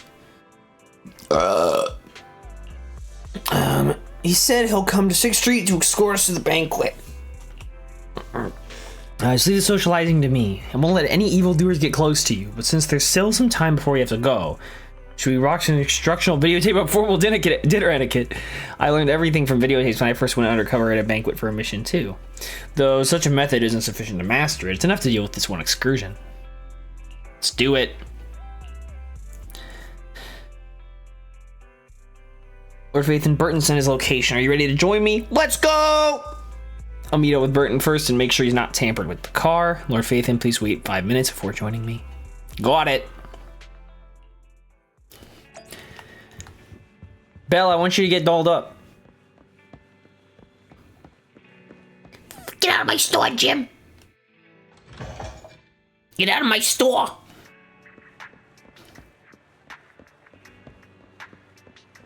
Hey, bro. What's good? Let me look at this guy. Maybe he's like super cool. Miss Banshee, this is... Is something the matter? What I mean is, this person doesn't look like your bodyguard. The Ravenlocks can protect me, no? If that's true, why would I bring a bodyguard? This is my escort for the night. That was my coffee. She heard the Ravenlocks are throwing a true feast for the centuries with plenty of delicacies not available anywhere else, and she wanted to try some. You aren't so stingy as to not even allow your guests a +1, are you? Of course not. Since you're an important important companion, Miss Vivian's, you're also my honored guest. Let's be off then. My chauffeur shall take you to the port, and from there, we'll take a speedboat to the manor.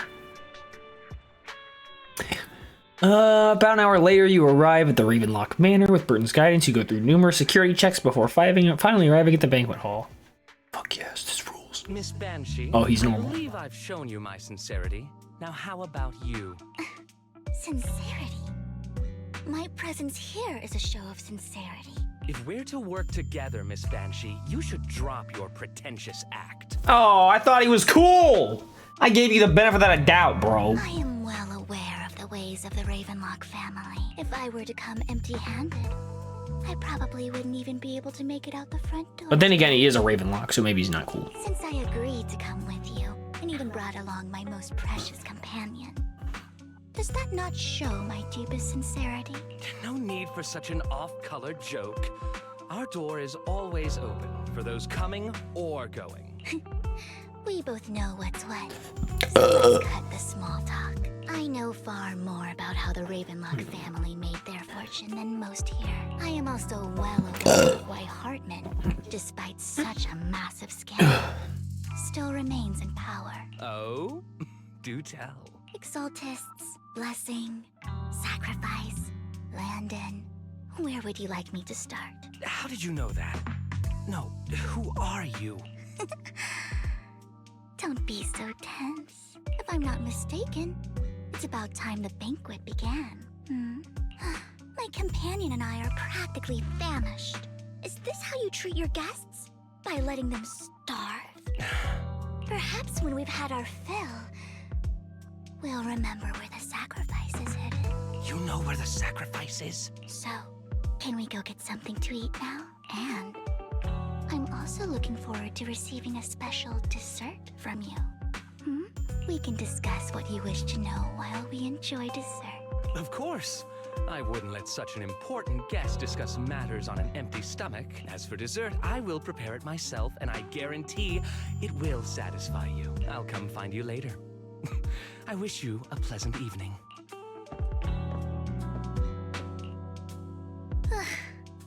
These kinds of people are exhausting to deal with. I really don't know how Hugo used to put up with it. Wow, you were so cool just now. Like a powerful, noble lady. You sent Burton packing with just a few words. It's just some techniques Hugo taught me. Like that dessert I mentioned. It means I want them to offer more if they want to come to an accord.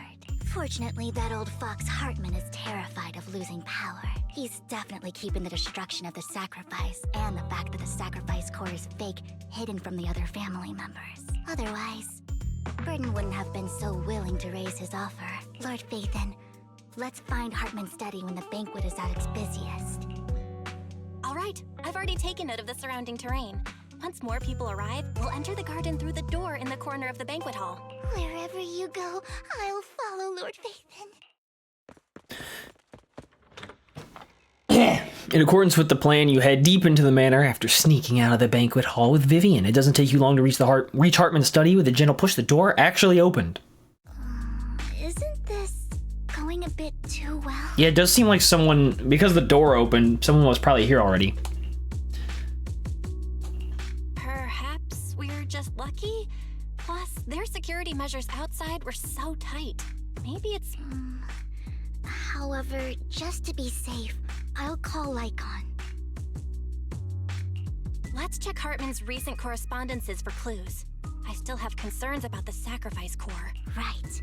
Though the core he gave Dina was fake, Hartman might have left a trick up his sleeve and hid the real one. Then let's split up. Okay, you and Vivian search through Hartman's office for a while but find nothing. In a moment of payment, you hide behind the desk. Esteemed guests, is the catering at the Ravenlock family banquet not to your satisfaction? So much so that these two distinguished guests felt the need to come to my humble office to scavenge for food. Don't want to come out? Well, after all, you don't have long left. Burton, that greedy idiot, fell for the mayor's trap. But I never expected that he would bring you into my territory. I suppose I should thank him. Otherwise, I would have had to go to great lengths to eliminate you. Vivian, Phaethon, give Hugo my regards. Damn. Tell him I shall be taking the wealth and power of the Ravenlock family for myself. Hartman raises his gun, aiming at the desk. There's no gunshot. With the clink of metal, a familiar voice comes. Bullet. How? Dear uncle, why must we be so distant with one another? You can just tell me what you want to say directly. Hugo! Impossible! You're... Uncle, you must know a Ravenlock will never stop until they get what they want. Did you really think I would be defeated so soon? When I have yet to trample you into the dirt. You filthy bastard! You only know how to resort to these petty tricks! Petty tricks? Perhaps you'd like to know what I managed to accomplish using this faked death of mine, my dear uncle. He's got the dang thing. He's got the real mofo. Faking my own death. Hope it's all worth the theatrics in the end. Hello, best friend, Lycon. It was just to keep Hartman off my back, but maybe I went a little overboard. The manager must be pretty shaken up. I should apologize. Bro, I didn't care about you that much. Hey, Leanne, who the fuck are you? I'm Jinxed and you're the Jinx. It's the same shit she always says. You're late. Sorry, I was talking to some scammer. Strict. Spare me a moment to catch my breath, will you? You're taking longer to rest than I expected. Lycon, you think too highly of my physical capabilities. Well, thank you for your cooperation. I must say, if nothing else, at least your acting skills have improved. That's a good bit. Why do you look so angry? You should be happy. We pulled that off together with flawless teamwork and managed to fool everyone. Drop your foolish facade. I'm glad you still remember the code we set all those years ago. And thank you for ensuring your sleight of hand didn't deteriorate. Oh, right. I should also thank the blood bag hidden in my clothes and our other props. Do you remember when we last used this trick? It was probably ages ago. Sometimes I really don't understand you. Have you never thought about what the consequences would be if I didn't understand your code? If I decided against helping you? Or if I just couldn't control my strength properly? You'd understand it. Of course. If things really did go awry, I had alternative plans. You wouldn't be so arrogant as to think I'd bet everything on you, would you? You're insane. No, I'm flattered. So what exactly is the purpose behind all this? Surely after going to such great lengths to erase your own existence, you don't just plan to hide here and reminisce about the past with me. Don't try to brush this off. I've already helped you enact your plan. Tell me the truth. Don't get your tail in a twist. I have more plans that require your assistance, so naturally I would not hide anything from you. Simply put, as things stand, whether as Hugo Vlad or as Mockingbird, I am doomed to die. Seems you've made quite a few enemies. As a member of the Ravenlock family, I negotiated with Edmund and managed to obtain resources from Tops for my future plans. I also confirmed what attitude they held toward your master, the Mayflower family. Meanwhile, I used my identity in Mockingbird to strike a deal with Hartman and gather information on their collaboration with the remnants of the Exaltists. That's where I got my intel on what Bringer left. Oh, by the way, the crime declaration letter that your dear mayor received, that was also sent by yours truly. He's probably figured that out by now, right? Though I'm not sure if he told you. The mayor learned about the sacrifice attacks through his own means, but lacked an opportunity to take action. That warning letter was precisely what he needed. You aren't hopeless yet. How delightful. In short, I'm more well-informed than your lot because I get around, dealing with all these different important figures. But of course, it comes at a cost. It's only fair. After all, you can't hide the smoke from a wildfire. Rather than trying to carefully tame it and risk setting yourself alight, it's better to let it burn free. When I helped you put on your little act, killing you in front of everyone, you left the sacrifice core to Hartman. That was intentional too, then? Oh, yes. And it worked like a charm, didn't it? Now no one cares for me anymore, and all eyes are on Hartman. A perfect situation for keeping the Ravenlock family in check while dealing a cutting blow to the Exaltists behind them. Another crucial point is Vivian and Phaethon. I must sever any ties they have with me or Mockingbird. Although I feel bad for Phaethon about what happened, but it had to be done. That's the only way they would be safe, allowing the plan to continue. I noticed that you never turned your blade toward Master Proxy. So, those words you said back then were also... I will bloody my hands. I will carry the weight of my sins. I will become the Abyss.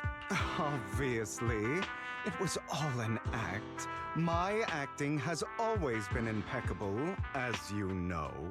Hugo, you're taking such a tremendous risk. Why? Would you believe me if I said it's for justice? But unfortunately, it's not. I want revenge on the Ravenlock family. And I will make sure that despicable excuse for a human being, Hartman, suffers a slow, torturous end. Of course. I also promised Vivian that I would help her investigate the whole thing with the Exaltists. That's all. You don't look too good. Is it your wounds? No. This is the first problem I plan to resolve. Lycon, do you have a place that is sufficiently discreet, quiet, and can take a lot of damage. Lycon leads Hugo to a small warehouse in Port Elpis. Hugo looks quite pleased with the place after scanning the area for a moment. He sits down, chair, pulls out a rope, and ties himself up. He's about to go insano mode. What exactly are you doing? Don't look at me like that. If I didn't have to do this, I wouldn't. Hartman recently obtained a bizarre substance, most likely from those crazy exaltists. After use, it allows control of the victim's mind. To some extent. You were dosed with it. To be more precise, Lycon, I deliberately allowed Hartman to put this drug in my cup to facilitate our previous collaboration. In the private suite, when he was negotiating with Hartman, the only reason Hartman agreed to work with him was because of this, because he drugged the red liquid, the wine. After that, every time Hugo and Hartman met up, the latter would always add a small dose of that drug into Hugo's cup and then ask questions. After finding out about it, I quickly found someone to help analyze its composition. The good news is he gave me a very low dosage.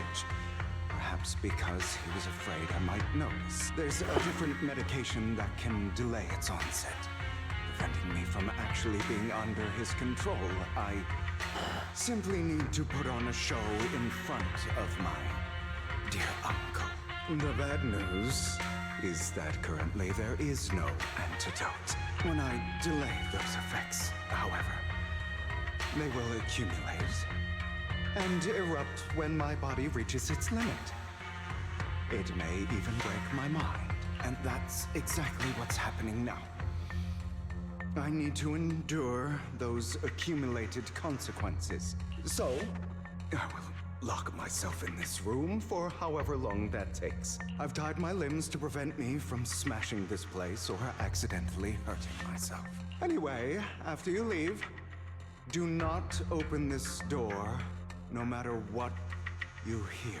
I recommend seeking professional medical assistance. This is advice I received from a doctor. Or are you saying you don't believe I can make it? So, I can't. Come find me here at the scheduled time. All you need to do is smile and await my victory. What if I want to stop you? You know you won't succeed. You never have. And you never will. Time is short. Let's begin. I understand. Don't die, you stupid bastard. After who knows how long, after enduring seemingly endless pain, Hugo finally awakens. The ropes that bound him had come undone, though he didn't know when or didn't know when that happened. Hugo checked himself over. Thankfully, he hadn't injured himself that badly while he was going crazy. After some time, Hugo straightens out his attire and tidies himself up, then opens the warehouse door. Is this? Oof. Because the side effects haven't worn off yet. They're just people outside, getting fries? Lycon's late. I'm surprised. Or is something wrong with time itself? What the fuck are you talking about? Looks like someone's over there.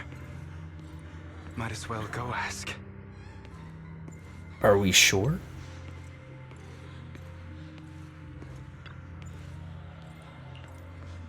Why were you born with those eyes? Oh, he's hallucinating. That's right. These are the pill that the miners got, of course. If it were for you, I wouldn't be in this mess. I made it. I endured it for so long. All those years of planning. I was so close. He already agreed. You go beg him to reconsider for me, okay? Tell him to do anything. Tell him to take me back. No, he won't want to see you now. You can't go and see him. Mother. It's all your fault. I wish I had never given birth to you. Yes, yes. The woman's face is distorted with hatred, as if the person before her is not her child, but an enemy who destroyed her future. She blames all her misfortune on this innocent child. Everything will get better if you just die, right? If you die, he'll come back. That makes sense. Another, more perfect child. One who will inherit the Ravenlock family bloodline. Then I'll be able to escape this pain. So, Hugo, for the sake of Mommy's happiness, just die, okay? She raises her hand to reveal a pair of scissors. Oh no! The tip gleaming with chilling light, she thrusts the sharp point toward Hugo's paler eye. Then she suddenly vanishes as if she'd never existed at all. So, I wasn't awake yet after all. That's because I don't want to wake up again. Bro, I wish my inner demons appeared in the form of a bang boo. Who are you? I am you. Hidden deep within your heart. That actually goes so hard. Your most true self. You want to kill her, don't you? Your so-called mother. Every time she beat you without reason, when she tried to gouge out your eyes, when she sold you into that hell, laughing all the while. You wanted to be the one to end her life. Why not admit your hatred? As you are, you can hunt her down and make her pay for the living hell of a childhood she made you suffer. Yes, I hate her. I hate her because she was foolish and shallow, greedy and stupid. I hate her because she doesn't deserve to be a mother. She did everything she could to try and get into the Ravenlock family, believing she could live a life of luxury without having to do anything and never realizing she was a pawn, discarded from the very beginning. So she chose to blame me. Blame me for my heterochromia. Blame me for my very existence. But I won't kill her, because I know it won't change anything.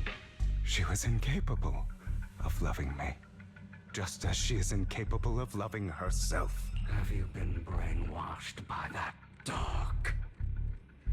Keeping up the act of being some magnanimous and forgiving fool? Don't compare us. I've simply come to understand love or hate. I make my own choices, and they have nothing to do with anyone else. She sold you to the Ravenlock family for a huge sum of money. She used that money to start a new life without you. While she was indulging herself, you were going through hell in the Ravenlock Manor. Does it not torment you? Do you not feel the hatred? Do you not want to demand answers? Kill her. Only by killing her can you be truly free. For a long time, I thought the same way. But now, well, I want to make a different choice. Stop lying to yourself. You never had a choice. This weak-minded thinking will only lead you to failure. Like before, you'll be nothing but a worm, trampled into the dirt by those so-called elites. Do you still not get it? This is how the world is, and always has been. Hesitate and you'll be the victim. If you don't grab your knife first, you'll end up being on the other end of the blade. If you want to change anything, you must first become the one who makes the rules. Just like that woman. The only reason she could treat us that way was because we were weak. So listen to me. Find that woman, kill her, and prove to this world your strength!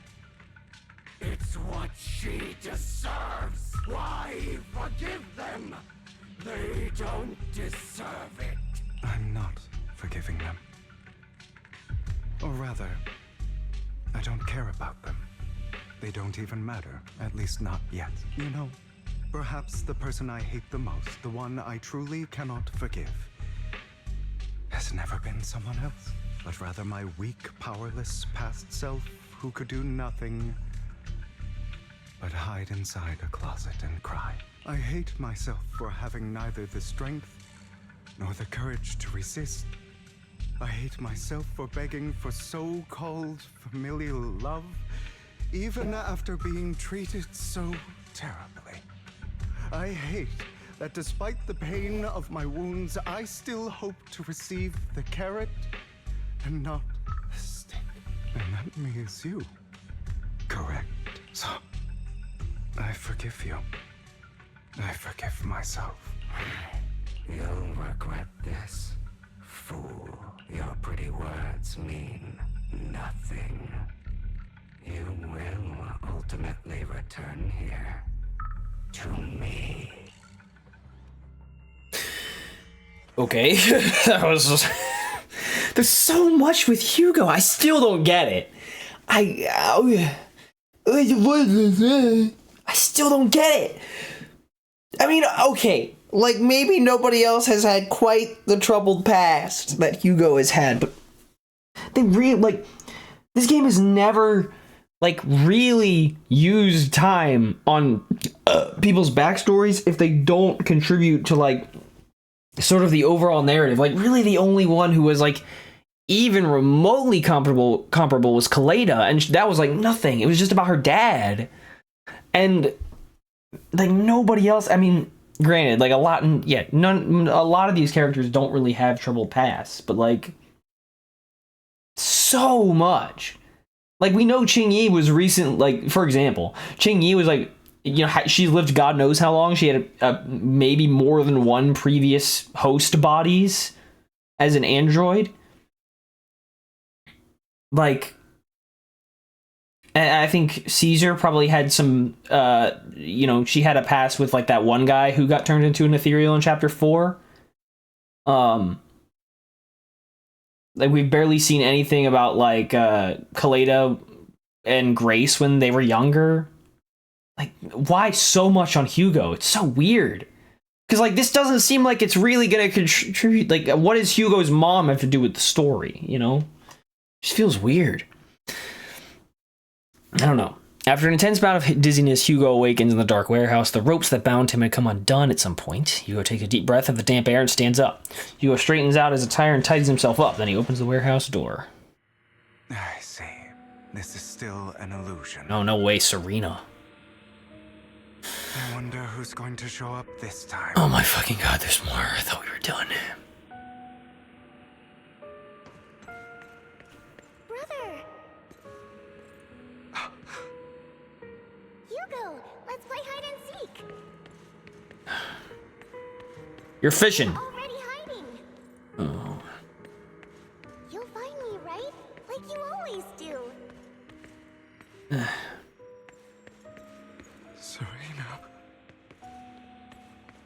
Serena! Hello?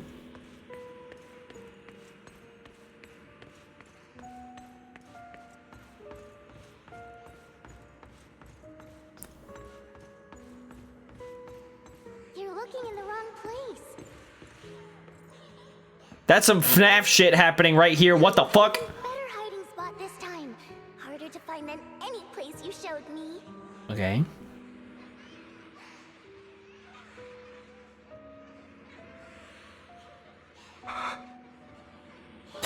The afterlife. I wonder why I had to die? It was because of me. That's right. It was because of you. She's on the boat. If only you didn't exist, Boat. I wouldn't have had to suffer. Damn.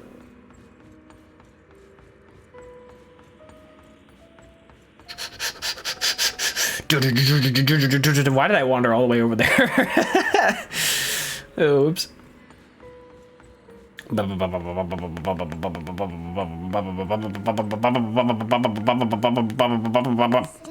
in the wrong spot.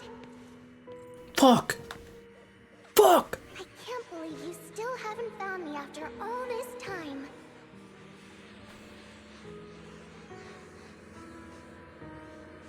Have you forgotten about me?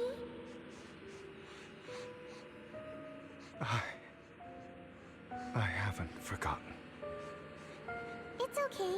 I'll forgive you. I'll still be nice to you, just like before.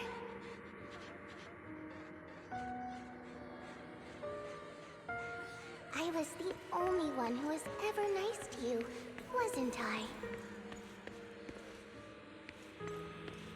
Yes. Then tell me, why do good people always suffer? Why is kindness always punished instead? This boat will get out of the way. Tell me, Hugo, why?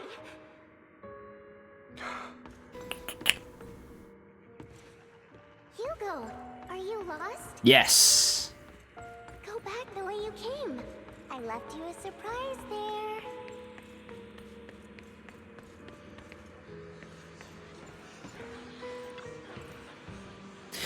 What a cruel bastard.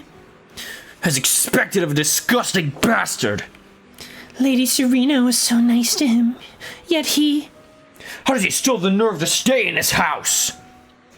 They should have left him in from the start. Filthy, lowly blood. Curses and insults encircle Hugo, piercing his skin like frozen knives. The mockery and rage form into a wave that crashes through him, threatening to drown him. What the fuck? This is so edgy. Then as a cacophony reaches its peak, it goes silent. The air seems to congeal in the silence, deep and oppressive. That air is so fucking oppressive, dude. It's as if time stood still, with only his rapid heartbeat echoing.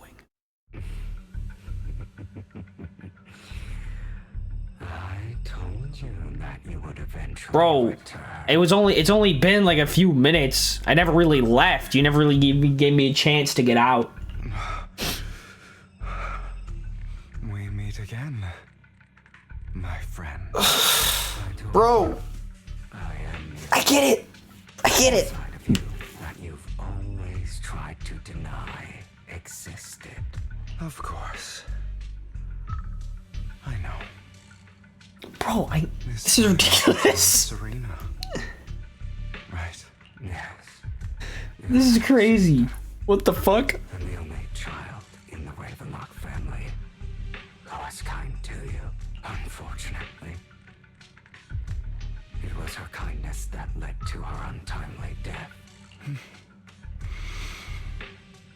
It was my fault. I don't like the way you blame yourself.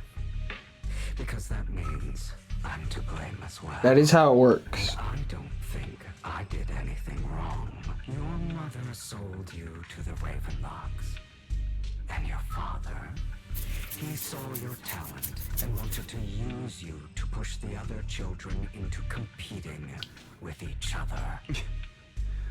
My brothers and sisters wanted to get rid of me from the moment they first saw me. In their eyes, you were no more than a slave. But Serena dared to treat you, a slave, as if you were human. And so, she was fated to die. They tried to kill me many times, but I was careful, and they did not succeed. So they killed Serena, who was weaker, an easier target, and pinned everything on you. Serena died in your place. Those cruel brats thought that by reporting this to Father, they could use it to get rid of you, a rival who threatened their positions. Yet, not only did Father not blame you for the incident, he praised you for it. In this world, only the ruthless, cruel, and merciless can stand at the top. And that's exactly what you managed to live up to. No, you found a perfect opportunity thereafter to catch the ringleader of the group who framed you and almost beat him to death.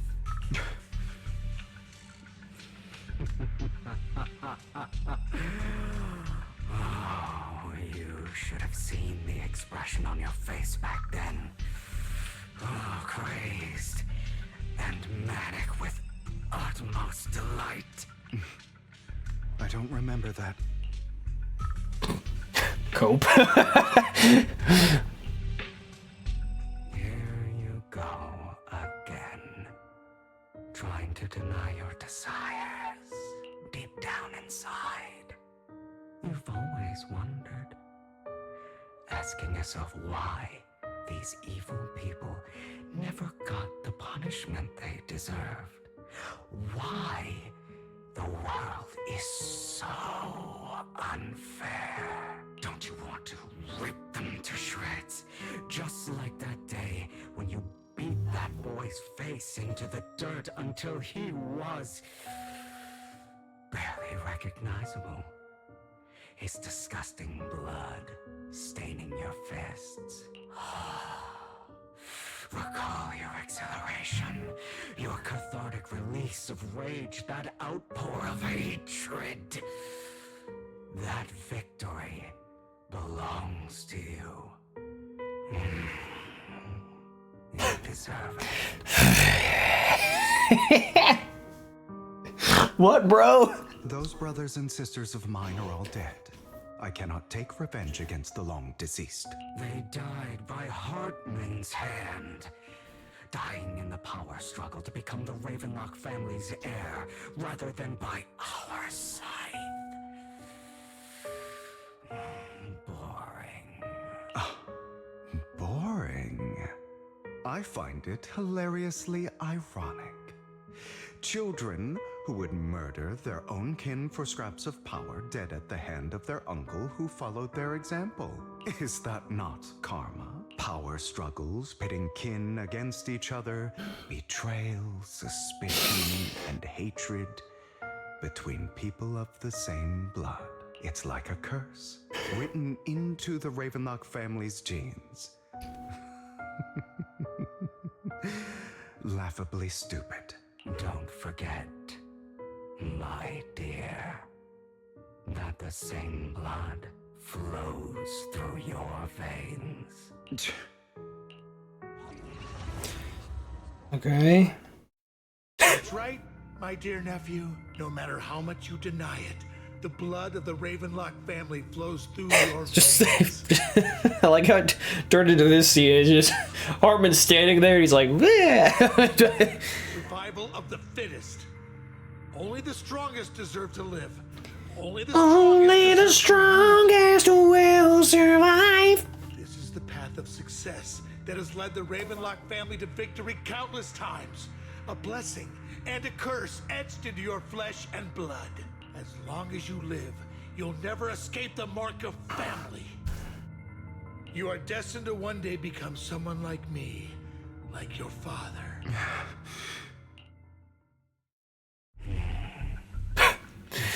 I turned back into a bang boo because it's cooler. I gotta fucking pee, dude. I can't take this anymore. Jesus Christ.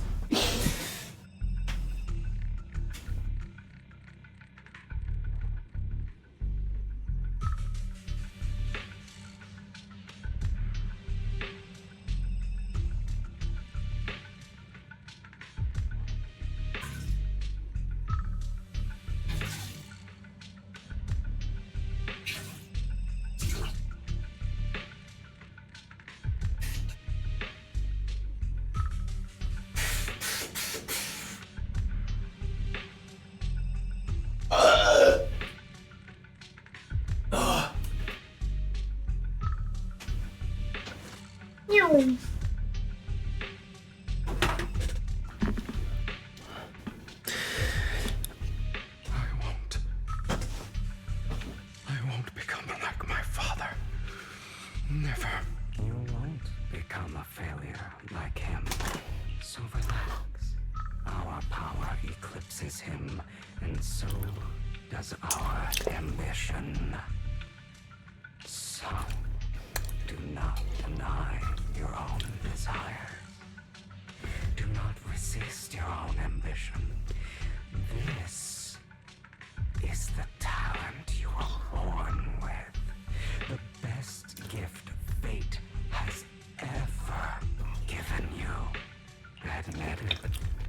deep within your heart lies a spark, yearning to ignite a raging inferno that will burn everything down. And I am that spark. Bro, whatever. You're just saying things. After the transport Disney, Hugo awakens in a dark warehouse again. Cool. Lycon. Never thought I'd be this genuinely thankful to see you. God damn. I am so tired of hallucinating. Means this never-ending nightmare is finally over, right? Probably not. How'd you use me? My eye and these legs, they were all your fault. You know, you are exactly like your father. I don't want to hear something like that from you. You have no idea what that man, my father, is really like. A person who stops at nothing for their own interests and ambitions. Just like what you're doing right now. And what do you think I'm doing this for? All of this was part of your plan. You knew where the Ravenlock family was going to be, so you set Mockingbird's target there to seek revenge. You plotted to assassinate your own father, but he was too vigilant, and you failed. After almost being assassinated, your father was furious and locked everyone in the hall, but was unable to find the assassin. And what a coincidence that a hollow disaster just occurred in the vicinity. So he used it to eliminate all the unfamiliar faces there, turning them into victims of the hollow. An easy feat for the Ravenlock family. So, the one who killed innocents was my father, not me. You knew what choice an extremist like him would make. And you used the chaos to once again attempt an assassination. This time you succeeded. You killed your own father at the cost of innocent lives. Admit it, Hugo. You don't care about anyone else. The only thing you care about is your revenge. How is that any different from your father? Enough. I'm tired. Real. I may hate him for betraying me, but he wouldn't say something like that. What? You aren't Lycon. You're the other me. Hidden deep within my heart. That's right. I'm back. It's been 30 seconds. Hugo takes a deep breath and slowly opens his eyes. Lycon is gone. He's placed a familiar figure. Bang Boo Man. I've been waiting for you, my dear. It seems you've already grown accustomed to this place. Oh man, I really need something salty.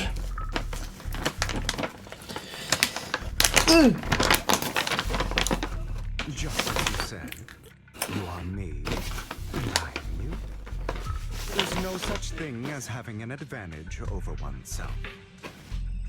We are ultimately one and the same, forever inseparable. Then you should know what I want to say.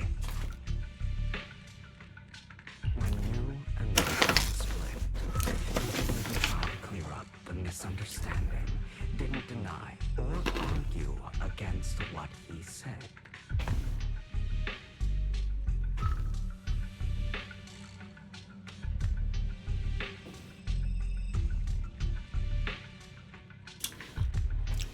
Lycon, you realize that deep down, he was right about you.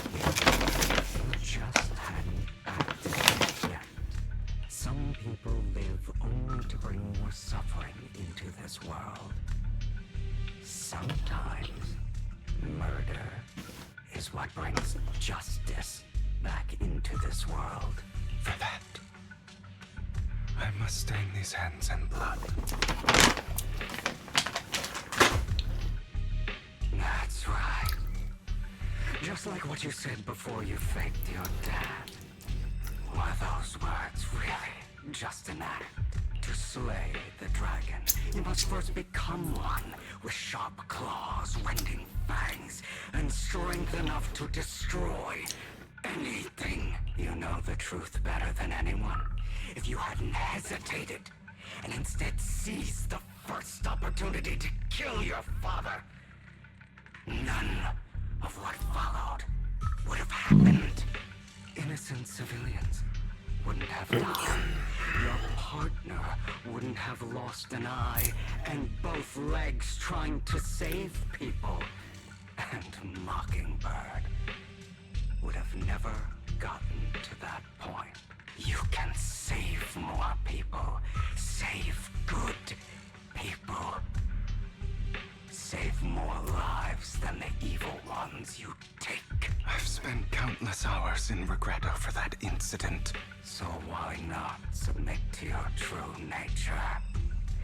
You want to be the judge, jury, and executioner of this world.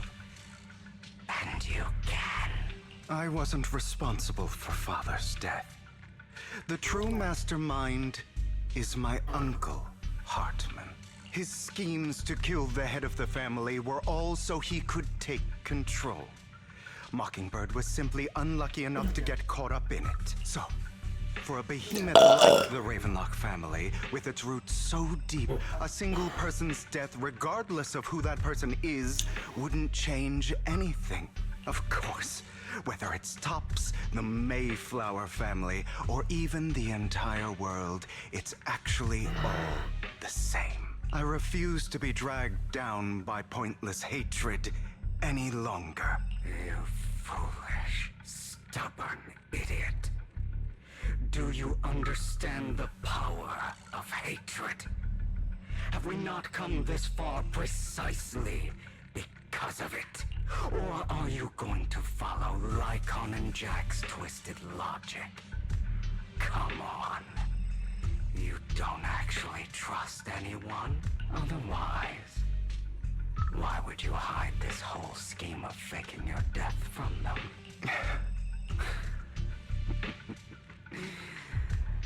You've built an impenetrable wall around your heart, keeping everyone out. Of course you are right to do so.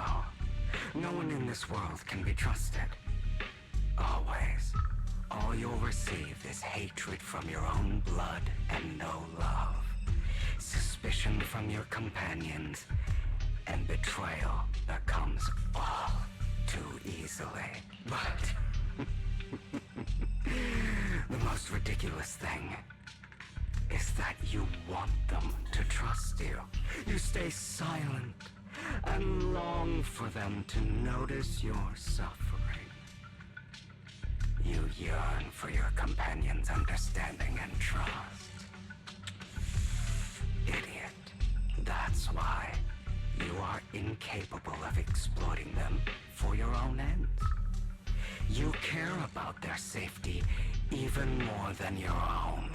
But remember, only the weak need companions. And we are children born from hatred. We are different from them. I will never be like them. And I don't need to be. Come. Let me show you what powers we can wield. You're about to be 0 for 3, Chief. But you are me, and I'll never lose to myself.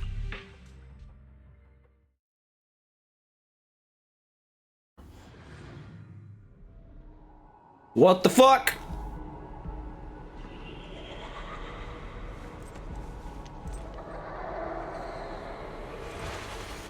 Fuck that hat.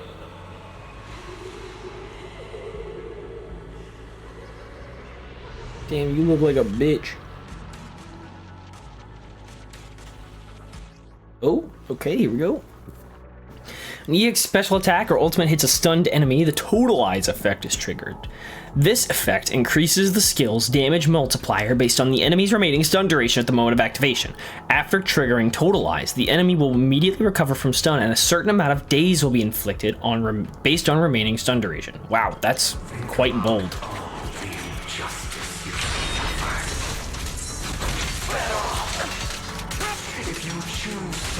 Damn, this man is cracked.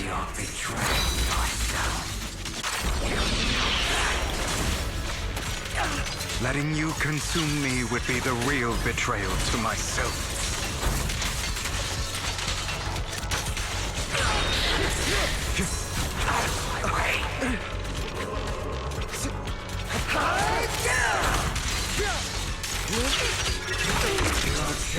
Damn, that's actually fucking ridiculously strong.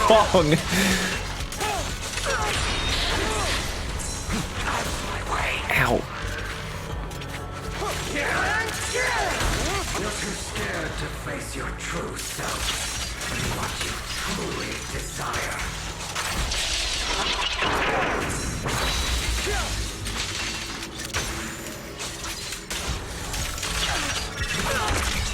Damn. That's actually ridiculous. I might have to change my plan on Hugo. You think you can just get rid of me? Bro is cracked. My god. Totalize is insane. You are nothing. Like, imagine the time save that'll keep. My god. Thank you.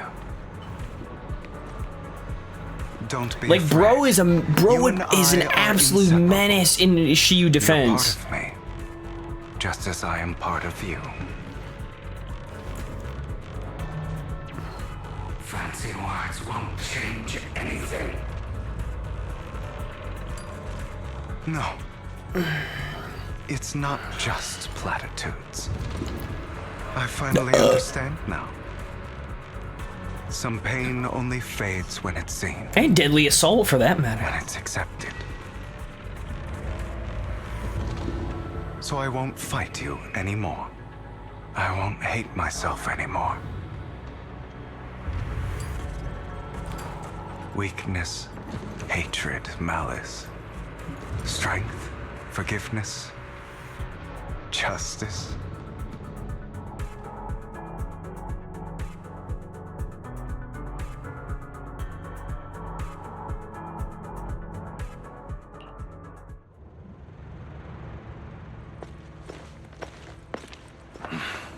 Hugo, it's time.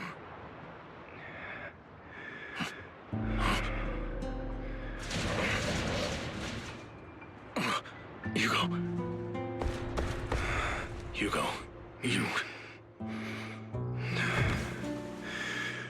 Did I scare you? I made it through. I won. No praise from me, my dearest partner.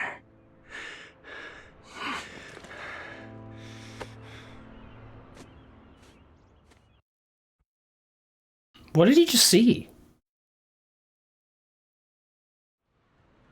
This is just like what I saw in my dream. I guess there are still some lingering side effects.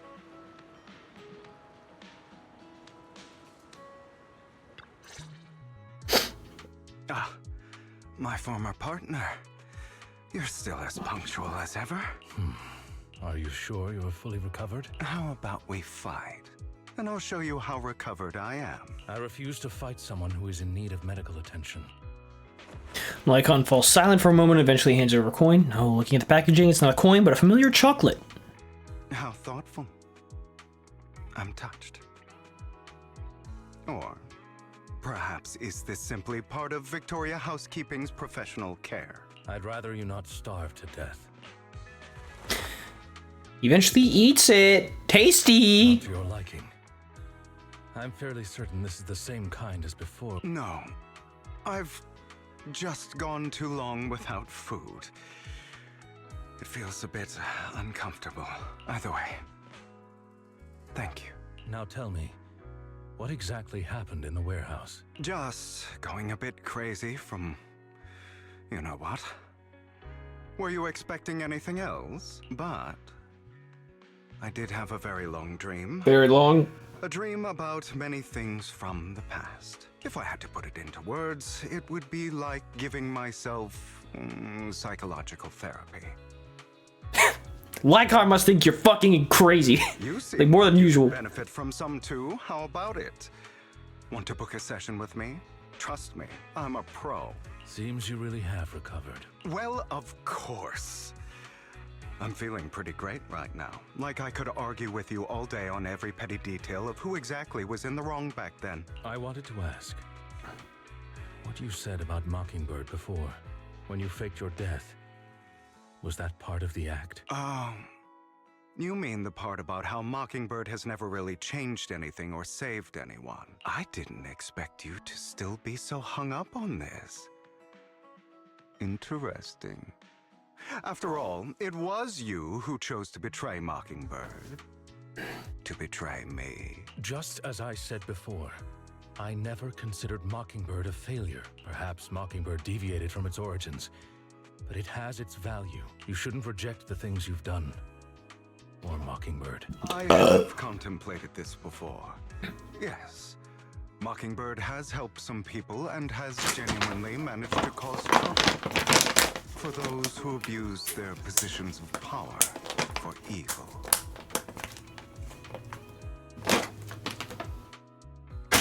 What the?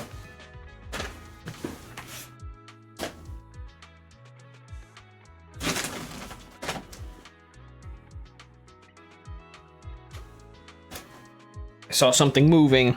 It was a bug, I killed it.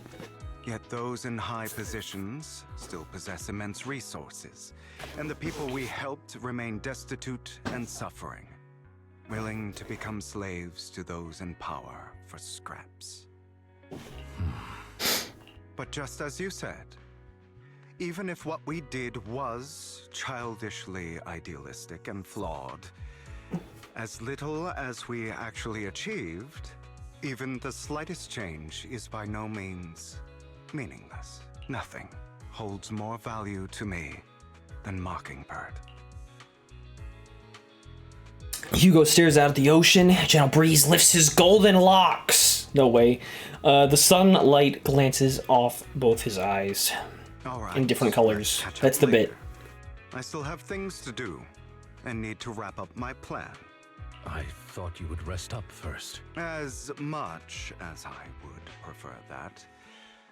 My dear uncle and the Exaltus fanatics likely would not give me such an opportunity. If all has gone to plan, the fish will have taken the bait already. And if everything goes very well, I'll soon have solid evidence of the Ravenlock family's crimes. Well then, thank you for your assistance, former partner. Let's part ways here. I'll go with you. Lycon, surely you don't think that because I just recovered, I'm too weak to deal with those useless fools. Hartman's actions will disturb the safety of New Eridu. As I serve the mayor, I should intervene. Very well, whatever. Let's go. And don't slow me down. Yeah. Before that, don't you have something to tell me? What do you mean? Don't play coy with me. I know you're not spelling their whole plan.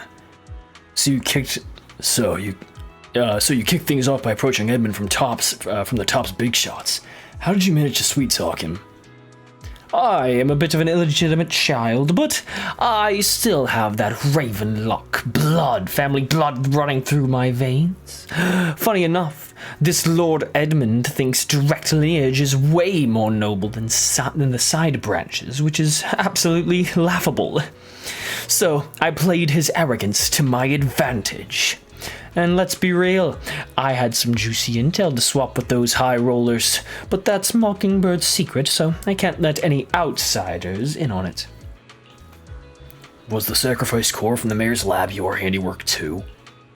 You could say that. The security there is no joke, so I had to leverage Tops for some extra intel. After all, as you know, they've got plenty of moles planted next to your mayor. And it was you who threw the sacrifice core up for auction to lure in the Exaltus. You knew they'd be all over it. Yup, I embedded the sacrifice core right into the row of heroes. They actually matched pretty nicely, don't you think? Classic you. I heard that after the auction they found a stash of counterfeit Denny's. Blech. Feel free to take wild guesses, but honestly, I think those Denny's would rather be out in the wild than sitting in those hoity-toity accounts. Fuck. Then you found Hartman and talked him into a partnership, getting your hands on more intel on the sacrifice and the Exaltist. After that, you shot that crime warning letter to the mayor, giving the city a legit reason to spring into action. Yup, that was spot on. Look at you. Real genius over here. In the end, you faked your own death to pull yourself out of a mess. And you used the whole show to redirect everyone's attention to Hartman and the Ravenlocks, keeping the Exaltists on their toes. Hold on a sec. If that's all there is, why did you let Hartman slip you the drug? I mean, you'd have a way to dodge that kind of thing. Lycon, I've got something I've been keeping under wraps. Actually, I've teamed up with your beloved mayor. What? When it comes to stopping the Exaltists, the mayor and I are on the same wavelength, so we can totally collaborate. What you should be wondering is why he didn't clue you in on this. The mayor must have his own reasons. If you can convince yourself of that, the more power to you. Just know, if you ever want to swing back to Mockingbird, you can come beg me. I'll make sure to turn you down gracefully. Alright, enough chit-chat. We've got bigger things to deal with. Back to present. Finally, after like 3 hours.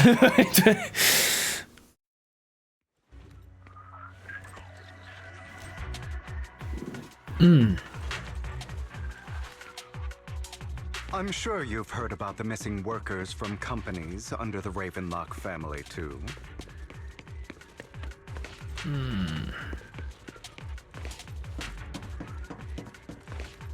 I know where they are. Those are Ravenlock's men. The workers with them are the victims who were tricked into going into the Hollow. Oops.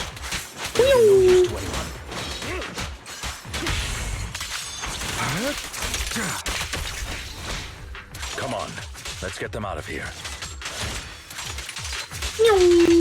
Bam!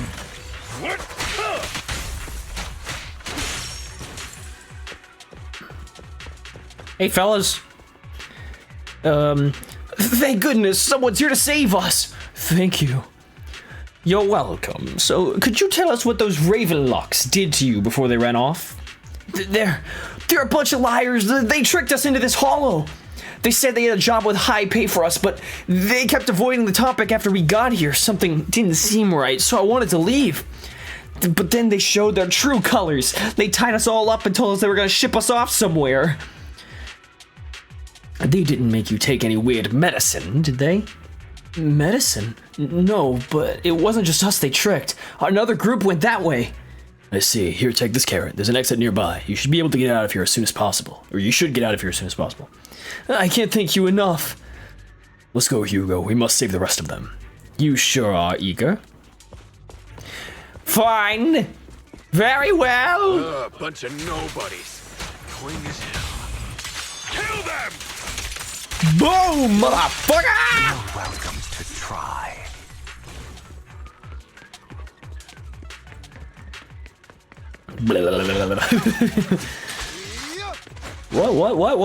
What? Oh. More workers here. And quite a lot of them. I'm trying to get his voice better. Who are you? Your saviors. Thank you. I had a real bad feeling about that group from the start. I shouldn't have ignored my gut instinct. Did those Ravenlocks do anything to you? Do anything? Well, we weren't doing as we were told, so they tied us up. Nothing else? Good. Oh, right. There was another batch of workers up ahead of us. They should be by the roof. Don't worry, I'll handle it. You should get out of here as soon as you can. Let's continue. Is Hartman behind this, too? Of course.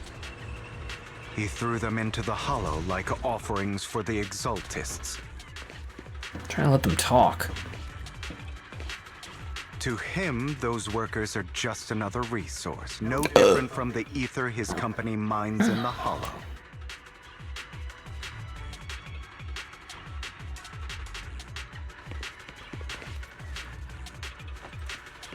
Okay.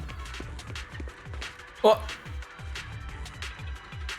There's a lady! Someone get her out! There's more over there. Let's hurry. It's different this time. Don't rush in. Let's listen in on what they're saying first. I still need more direct evidence to ensure the plan is absolutely foolproof. The compensation you promised. It's all real, right? All we have to do is follow you into the hollow for some simple tasks, and you'll give us a huge sum of dennies. Sounds real suspicious. Does bro think he's being subtle with that earpiece? Shut your trap. You keep yapping and asking questions. If this is all so suspicious, why were you so eager to sign up for it? Because it pays a lot, dumbass! You're clearly not in charge. That's why there's the whole fucking point. What are you, dumb? Because I don't have a choice. My daughter was previously caught in the hollow disaster and suffered severe corruption. The treatment costs have completely drained our family's savings. So This poor lady. It's the same for me. A serious illness at a senior age. I need the money. Who would risk taking a job like this unless they were desperate? I'll do it. No matter how suspicious. As long as I can get paid, I'll do anything. Even risk my life. Wait, you people from the Ravenlock family, you're part of a big company in Tops. You wouldn't go back on your word, right? Don't worry, you'll get every denny you were promised. In the afterlife! Before we start, you all need to take this medicine first. Don't do it, bro. The fierce man pulls out a bunch of white pills. No way. White-pilled ethereals. Another Ravenlock family member seems a bit doubtful and leans in to whisper. Bro, should we really be doing this already? These workers keep talking. We're wasting time like this, and the sooner they take it, the sooner it'll be over. Consider it an early release for them. What? You didn't say anything about having to take pills before. Look, this is good stuff, all right? It'll increase No way. your ether aptitude.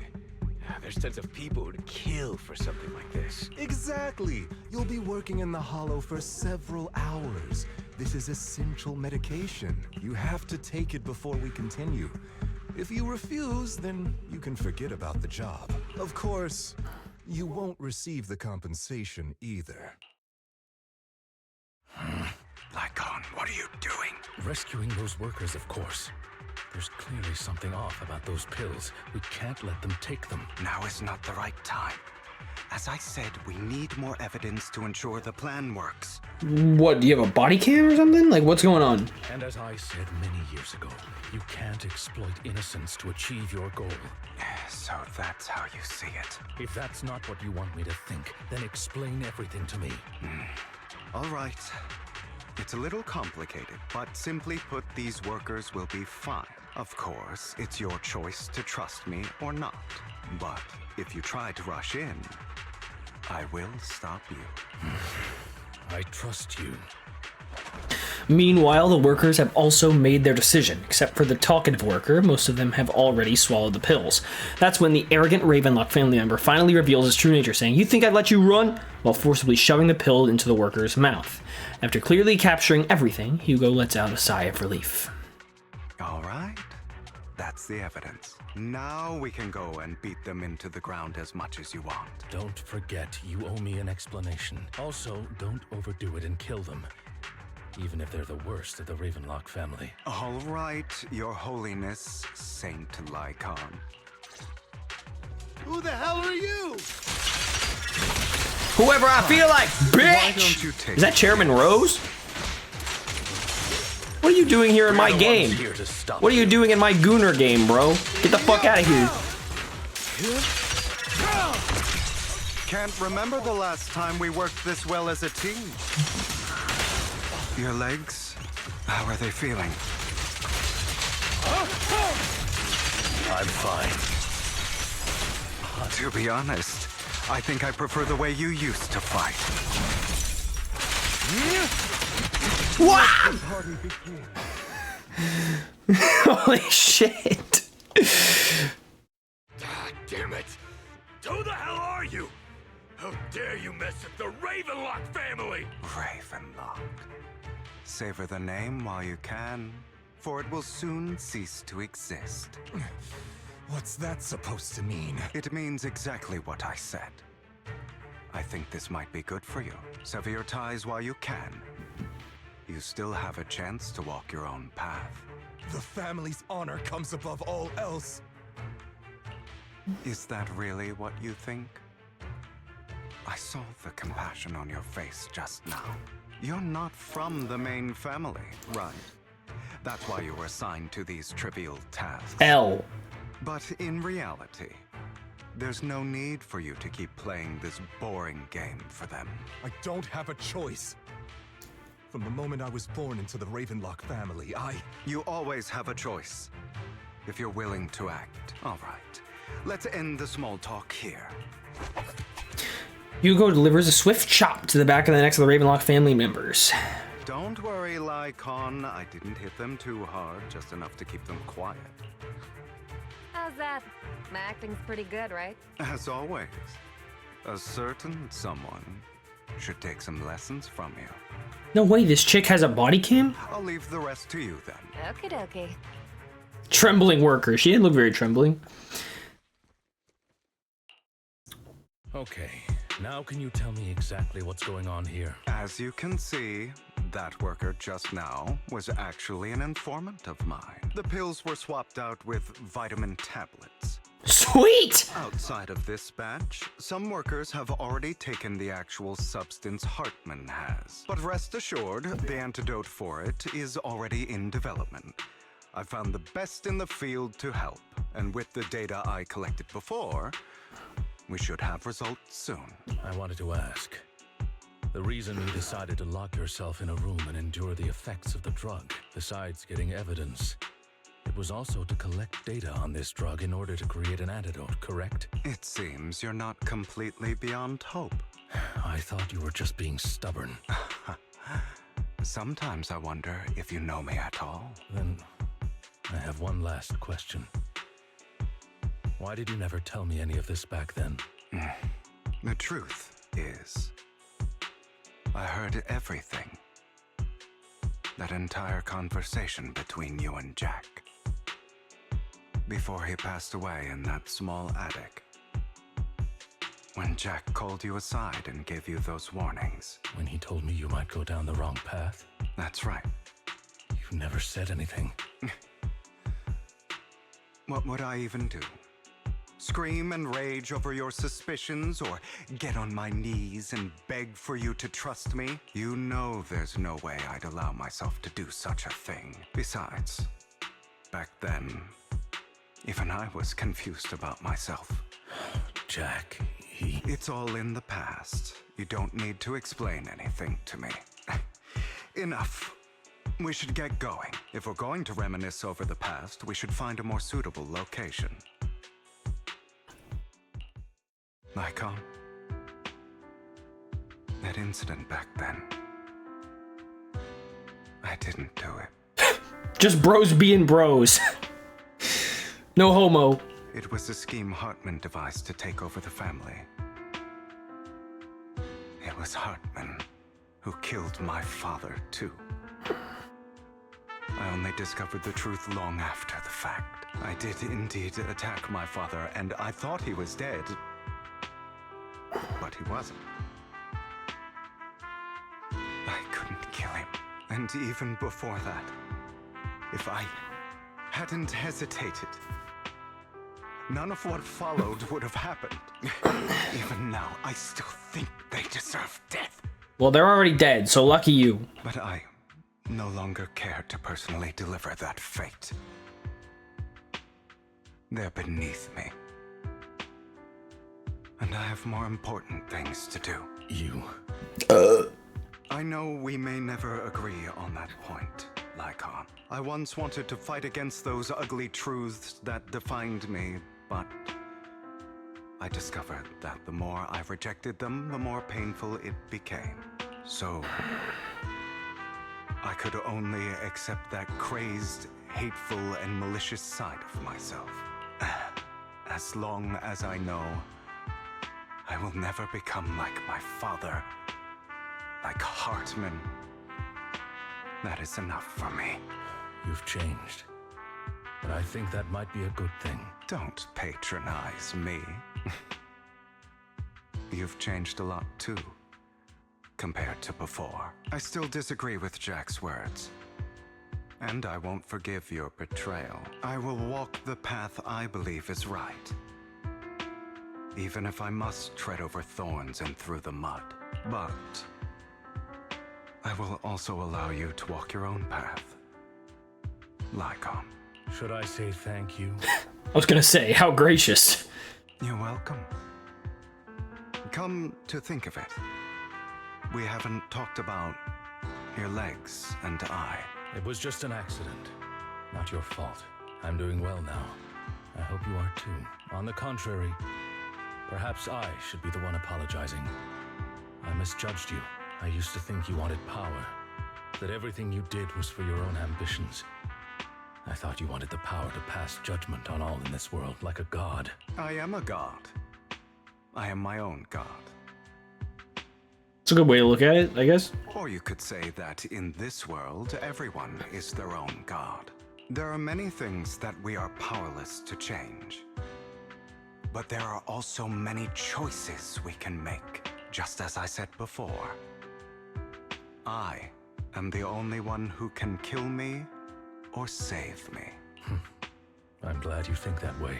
Let's go. I still have one last thing to do to witness the end of Ravenlock. Cool, am I finally gonna be saved from certain death? You really think you can take my place if I die? Never, you filthy bastard! Your little tricks mean nothing. As long as the Ravenlock family stands, I can still get back on my feet. Not if you're 6 feet under, bro. You still don't get it, do you? This was never about avenging my father. And I don't care about taking your place. I didn't come this far just to kill you. That'd be pathetic. Right on cue. Why don't you take a look at this, Uncle? On behalf of TOPS, I'd like to clarify that we had no involvement in the Ravenlock family's actions. TOPS is officially terminating all partnerships with the Ravenlock family, effective immediately. We will have no further affiliation with them. Who's this fella? Are you crazy? What the hell do you get out of ruining the Ravenlocks? You want to be a petty thief forever? Thief? Oh, Uncle. Allow me to reintroduce myself. I'm the name people whisper about. The one who robs the rich and gives to the poor. I'm the master con artist who can fool anyone, anytime. I'm the leader of Mockingbird. The one who turns every headline into my own stage. I have friends who'd catch me if I fall, partners who'd shed tears for me, and allies who always have my back. I am Hugo Vlad. You're the one who needs the Ravenlock name. I never did. You ungrateful bastard! You should have never been born. You flatter me. Same goes for you, Uncle. Hugo has a boat? Ah, fuck. You've done well, Vivian. You had better give me an explanation. And here I thought this would be a touching reunion.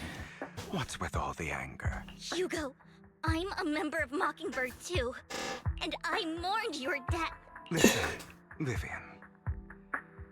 I don't want you or the people you cherish to get caught up in danger because of me. I've always been selfish, so I don't hesitate to use you all as variables in my plans. But it is because I am selfish that I also don't want my failures to affect my treasured companions. In any case, if you were in the same position, would you not make the same decisions? Lycon's taking care of everything outside. We should go. Also, Belle, thank you. And I'm sorry for the whole act where I threatened you. It was the only way for Hartman to drop his guard against you and leave you be. I, Hugo Vlad, am forever indebted to you. Cool. I'll make sure to make good on that. With Lycon's assistance, you successfully leave the Ravenlock family manor and return to the video store. Master Proxy, although it is late, there is some important intel that I must give you now. So, Lycon, you knew about Hugo's plan to fake his death? I was simply playing along. After all, I could not determine whether Hugo's plan would pose a threat to you. You are a student of the mayor's late friend, and I am obligated to protect you. You still have that habit of finding awkward excuses when you're embarrassed. Mr. Hugo Vlad, if you have any important intelligence to share, please do so with haste. I need to return to rest before midnight. You two sure are close. For the sake of a certain old fossil's sleep schedule, I'll keep it brief. I learned from Camille that Dina intends to embed the sacrifice core into the sacrifice. Well, that makes sense. Apparently, it will make the sacrifice much stronger. Sacrifices created this way will not retain their minds and will indiscriminately attack all living beings, including their creator. But she was given a fake core, right? The core that Hartman had was fake. So the Exaltists don't do this. It would bring them no benefit. But Dina's concoction can control people's minds. If a person takes the pill and is injected with the serum Landon left behind, the sacrifice would be under its creator's control. Although the dormant sacrifice has been destroyed, Dina found a batch of that serum her father created and wants to create new sacrifices.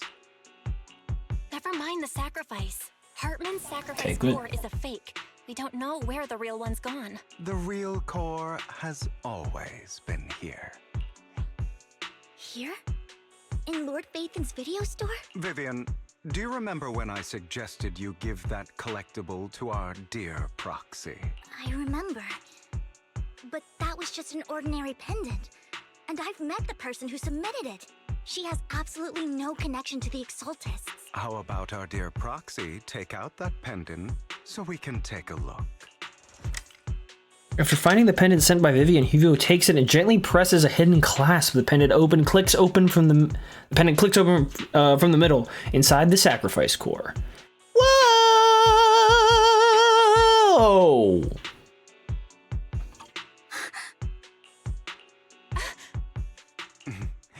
I'll take your surprised expressions as a compliment for my little trick. I will hand over this core to the mayor as agreed. Since he fulfilled his promise to protect Vivian and the manager while I was pretending to be dead, I won't go back on my promises. No wonder the mayor would promote rhetoric favorable to Mockingbird. I can't believe I thought he was actually being sincere.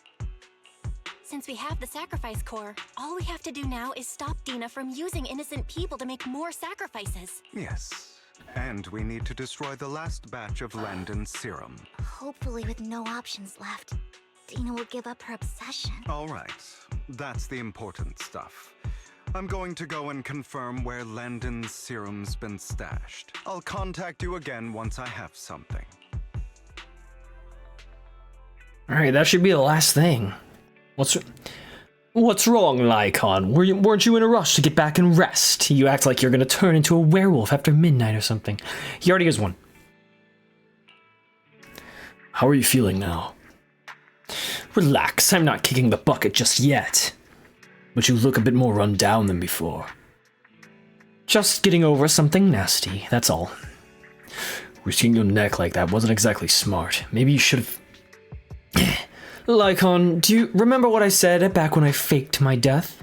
For permanent and absolute victory, we must endure the pain of cutting away rotten flesh and persevere through the darkest hour before the dawn. Not wrong, sure, but it was arrogant enough. Instead of playing God and picking who lives or dies, I'd rather just do what I can do. Because at the end of the day, a person can only shape their own destiny, nothing more. You've really come a long way. Well, I appreciate the compliment. Hugo, you've got a lot of explaining to do. No more secrets. I will. I'll lay it all out, I promise. After a little chat, Hugo, Lycon, Hugo, and Vivian say their goodbye and take off. Back to in your room, you drift to sleep. Belle, Hugo sent a message earlier. There's new progress on the sacrifice situation. They found a large batch of unused sacrifice serum. Where? He, Vivian, and Lycon will be guiding the house through a serum, and I'll use the HDD system to head inside the hollow with you all. Tell me when you're ready. Let's go.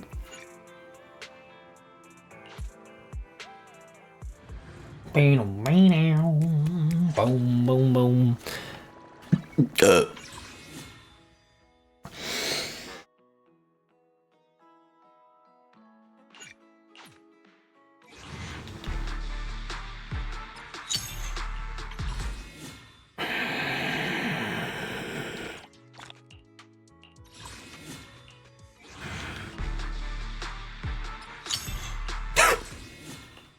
Okay, what the fuck?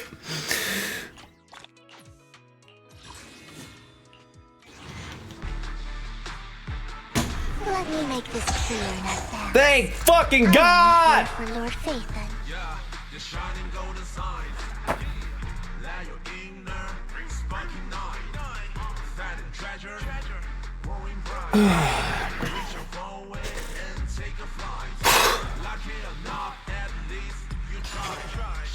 Fucking thank God! This is the Good day, Lord Phaethon. Hi, dear. You gave me a lot of fucking trouble, didn't you? You freak. You're a freak. Like it or no. Wow, I have a lot of these fucks. I'll worry about your W engine later. Jesus Christ. Turn down Lord Phaethon. Wow, look at my squad. Hi, Vivian. All of a sudden, I'm a lot happier to see you. Dear managers, you're here. Fuck.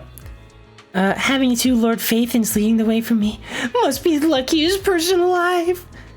We'll be counting on you two as, according to my intel, this is quite the large batch of serum. My guess is that Dina couldn't pull all the serum in one place, so we may need to split up. Just to be safe, we'll be counting on both of you to guide us. Once you're both ready, let's head into the hollow. Okay.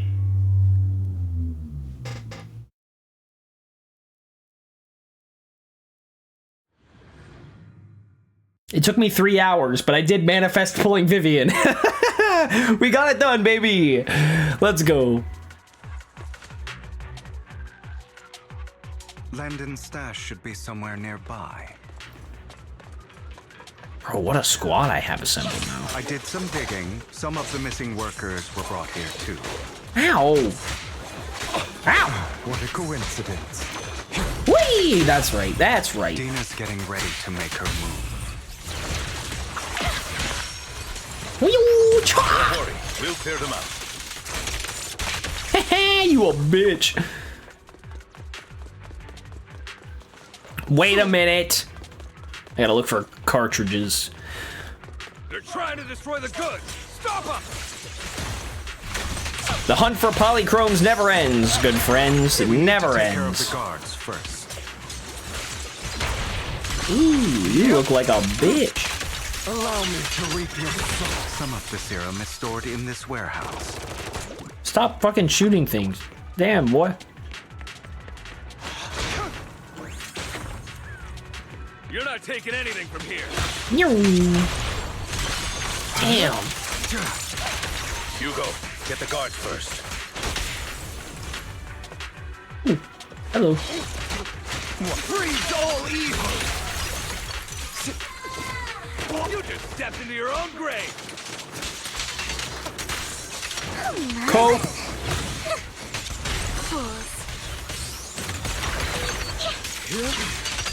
Oh!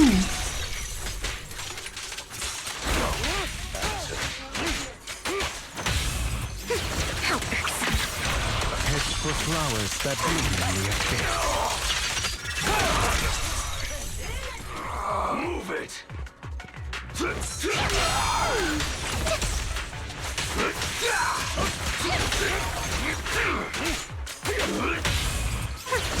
Burn Sorry, opponent. Tales for the dawn that sets the world alight. The end is nigh.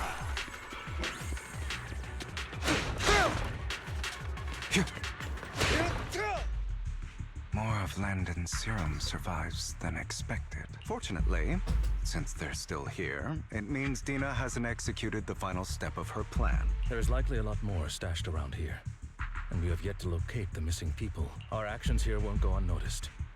Perhaps they're making plans to deal with us on their side. With Landon and Dina's concoctions combined, she may be capable of creating a sacrifice that obeys her. If it comes to that, this will get far more troublesome. How about we split up? Hugo and Lycon will destroy what remains of the substance around here, and Vivian and I will go search elsewhere. Very well. Let's go with your plan. But be careful if you encounter Dina and her people. According to Camille, she's absolutely obsessed with completing her father's dying wish. Who knows what she may try. Let's part ways here for now. And perhaps the other manager could use EOS to guide us. Sure. I've been feeling better these past few days, so just follow me. It's only now that I realize how fortunate we are to have two Lord Faithins. Although, I feel like our work's doubled. In the past, Belle and I would only ever work on the same route. Greater power means more responsibility. And in any case, I'm sure the mayor would be able to provide double compensation. He's a very generous person, after all. Right, Lycon? I will request additional compensation from the mayor. Compensation is just one aspect. It's one thing with Belle being in the Hollow in person, but now with us working on separate routes, I can't help but worry even more for her safety. Oh, but I trust in your abilities. I'm just not quite used to this. Don't worry, big bro, we good. Ooh.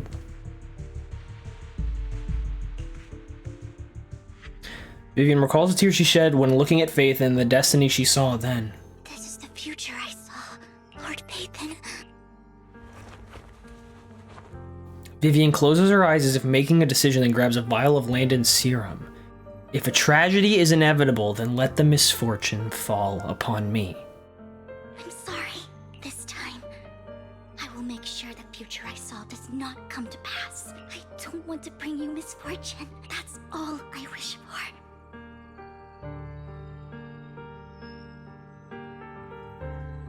Wait a minute. This is bad. Whoops, fuck.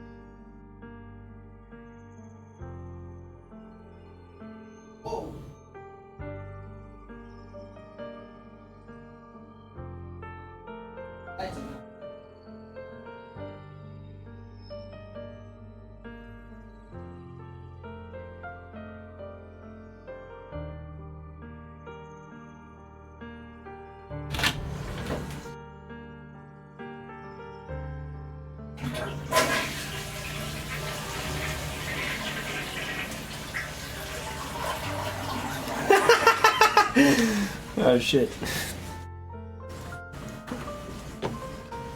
All right, quick intermission, because I had to absolutely. I think I had a lactose intolerant shit. I don't know why, because the milk I put in my coffee is lactose free.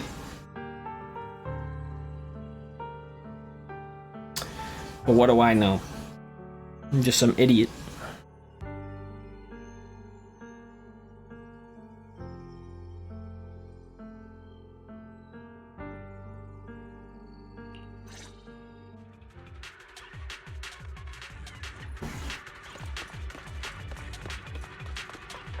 Leave this to me, Lord Phaethon.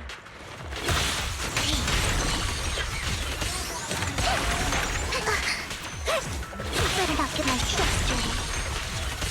Meow.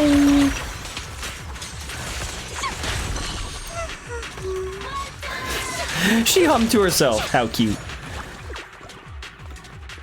Lord Phaethon, there might be more serum here.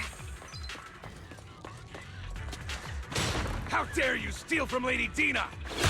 Eh. Why don't you ask me again and see if I care? I'll try to go easy on you. No promises. Ooh. Looks like it's the problem if you're only a problem if you're a little bitch.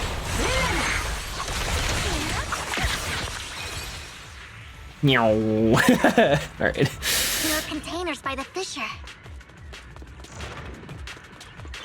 Oh. We don't want the money anymore. Just let us go. I don't think I'm gonna make it. Just to end my pain, please. We're here to save you. Are there any other captives? There were, but they all turned into ethereals. So many ethereals. They're all dead. Please, just let us go. That girl never intended to let us live. My friends will get you out. We'll deal with this. Don't be afraid. You'll get out of this hollow alive. We promise. Really? Oh, thank goodness. Be careful. So many people were brought in with us. They're all ethereals now. Really, really scary ethereals. I can't even imagine what she's planning to do with such a massive horde of ethereals. People will die. Everyone will be killed by those ethereals. Hush. Say no more. My friends will get you out. Please leave the rest to us. After contacting Hugo and Lycon, they quickly arrive. You eventually decide to have them first take the civilians to a safe place, while Vivian and you continue to search for any overlooked serum or victims. Shortly after they leave, a familiar voice comes. It must have been tough for you to find this place. No, wait, it's Shortcake. Vivian, if you had stayed out of it, I wouldn't be so eager to get rid of you. Those people have been taken to safety. You're all out of options. They're just mere test subjects. So what if they get away? There will always be people consumed by greed.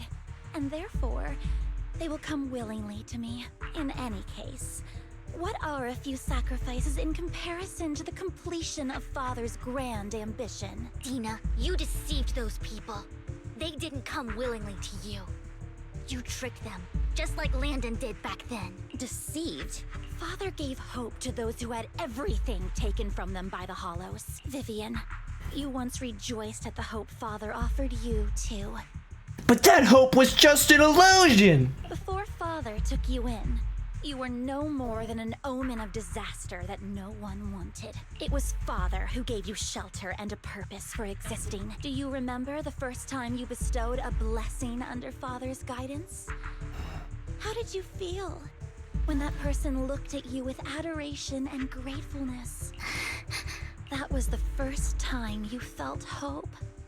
Like your existence had a purpose, right? Don't forget that it was Father who, through what you call deception, gave you hope. And you, what have you done? You basked in Father's attention and everyone's adoration, only to destroy everything. Do you think that by leaving the Exaltists, those people will live better lives? Of course not. Those who suffered under the Hollows will only continue on as walking corpses, without the hope Father gave them. Do you really think you're some sort of savior, Vivian? In the end, you're just an ungrateful brat who brings misfortune to those around her. It was you who destroyed everyone's hope. Not everyone wants to live in false hope, Dina. You say it's because of greed that people willingly become your sacrifices. Perhaps those people aren't entirely virtuous, but that greed is just wanting to live a better life beyond the Hollows. What you and Landon have done was never about giving people hope, but exploiting it. Stop lying to yourself. Deep down, you know what Landon did was cruel. No. Back then, when Landon wanted to inject you with the serum, the fear in your face was as plain as day. I saw it all clearly. If all of this is as righteous as you claim, then why did you make such an expression, Dina? Don't look at me with such pity! Father did nothing wrong. All of this is to make something of the Hollows other than disaster. That's everyone's only hope. Dina, it's not too late to stop. Stop living in this lie. You know what would happen if a sacrifice loses control and escapes the Hollow. It's not the Hollows that are to blame for those people's deaths, but the hope you keep talking about. That will cause more despair and claim more lives. That is merely the necessary sacrifice to accomplish a greater goal. No one deserves to be a sacrifice.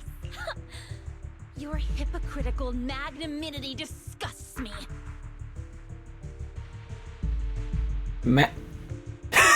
Magnanimity.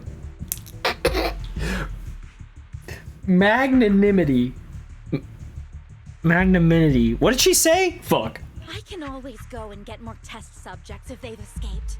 And I will be able to replicate Father's serum with enough time. With you gone, I'll be able to complete Father's gift to the Creator and fulfill his last wish. Gift to the Creator. Camille, release the failed subjects. Lady Dina. Camille, are you going to do what you did before? You keep saying you'll follow the Creator, but it's all lies. Lady Dina, the Hollows took my family from me.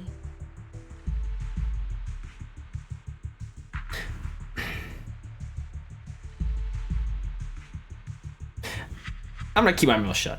I understand that there's no way to get back what I've lost. It was Lord Landon who told me that the Creator would guide me. One day, Hollows will no longer be disasters.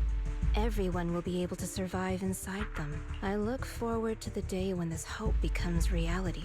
I watched you grow up, and I know that you've always looked up to your father. He gives you hope, and I destroyed that hope with my own hands. I know the pain of loss, so I've always felt guilty. I want to atone for the hope I destroyed. But Dina, I don't want to ruin more lives, and I don't want to continue watching you destroy yourself. Vivian is right. Not everyone wants to live in false hope. So, please, stop. Camille, are you abandoning me too? I'm not abandoning you. I just don't want to see you go past the point of no return. The point of no return? I passed that point ages ago. Well, at least you realize it. No, Dina. You can still turn back. I'll be your way back. Where are you going, Camille? I made a deal with Hugo and the mayor. If someone needs to take the fall for this, let it be me. I did it. All of it. I've been forcing Landon's only daughter, Dina, to research how to create sacrifices. I colluded with the Ravenlock family for my own gain. Everything Dina did was under duress. Since I've kept her captive for so long, she doesn't have the skills to survive as an independent member of society. She'll need a caretaker and teacher. Someone who will look after her and educate her. No! I refuse, Camille! I refuse to accept this! Dina, I'm going to dispose of those failed subjects. I won't allow it! You'll die! I won't allow it! You can't leave me. I command you! You've always followed my orders, and you will follow them now! It wasn't your orders that I've been following. My younger sister, who was stolen from me by the Hollows, also had such beautiful red hair. When Landon told me the Creator could bring me hope, you were standing there, right behind him. I was certain, then and there, that this was the hope the Creator had given me. Start over, Dina. You still have so long, so much time. You'll make friends, find people who love you, and make many beautiful memories.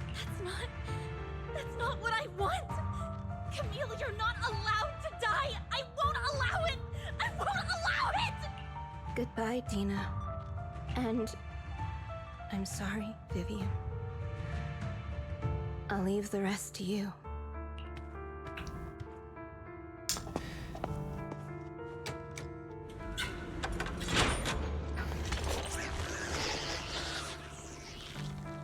Camille resolutely walks towards the fissure as Dina stares after her disappearing figure.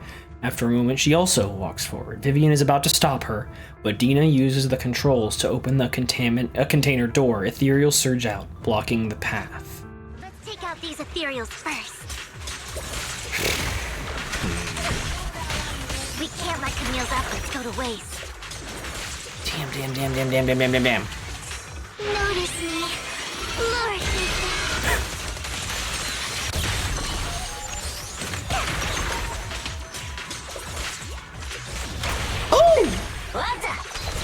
No way, bro's grappling. Let's go after Dina, Lord Phaethon. Okay.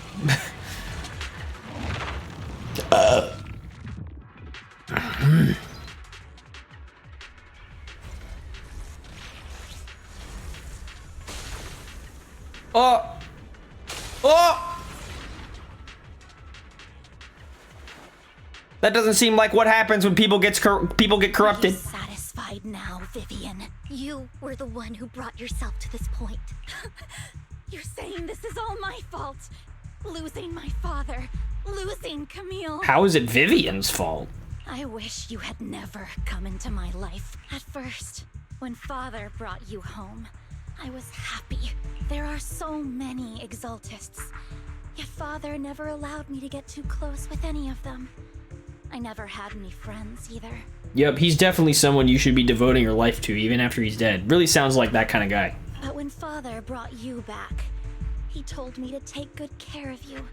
That you were my first friend. I was also so happy the first time you took my place in helping Father select a person to receive the blessing, because it meant you were different from all those other people. You could stay with me, but soon I grew jealous. You took the attention that should have belonged to me. You even took Father's love from me. It's only because of my ability that Landon... I know, but... Vivian, jealousy is something you cannot control.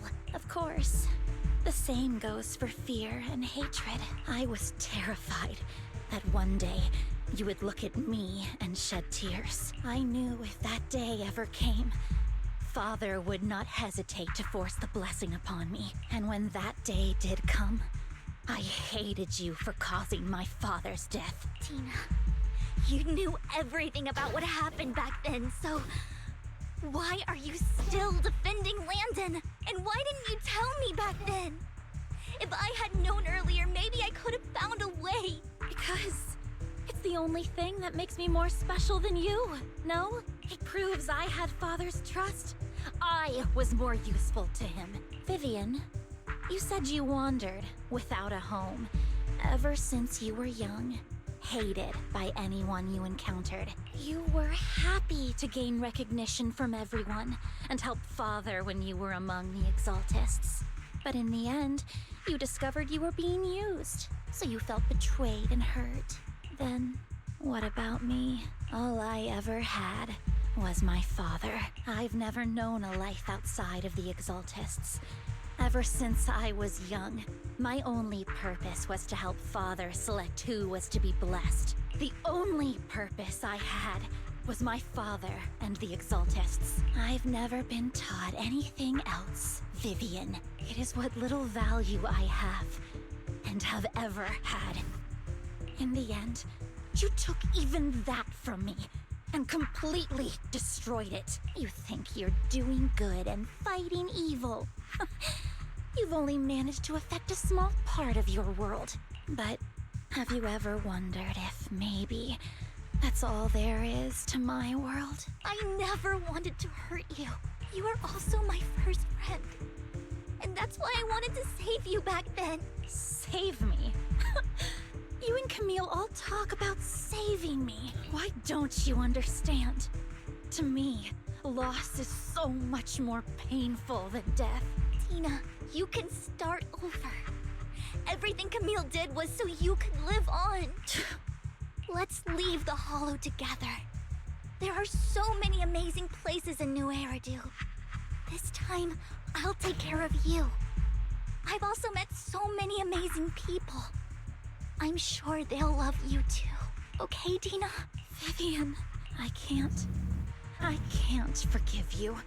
And I don't want to forgive you. I have nothing left. If what little hatred I do still harbor were taken from me, well, I refuse to be so pitiful. I won't apologize, Vivian. Tina closes her eyes and injects a vial of the serum into her own arm. Soon ether crystals appear on her body, a sign of corruption. I don't want to hate myself, so I can only hate you for killing my father, and hate Camille for leaving me. That's just the kind of person I am. Hateful and despicable. I refuse to owe anyone anything. I refuse to feel regret. I won't. Vivian, I will keep hating you. I will take all who are precious to you. I will also hate Camille. So I won't do as she wished and start a new life.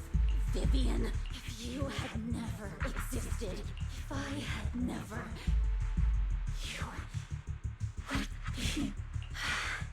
Lord Phaethon, please do not interfere. She was my first friend. I'm going to bid her farewell.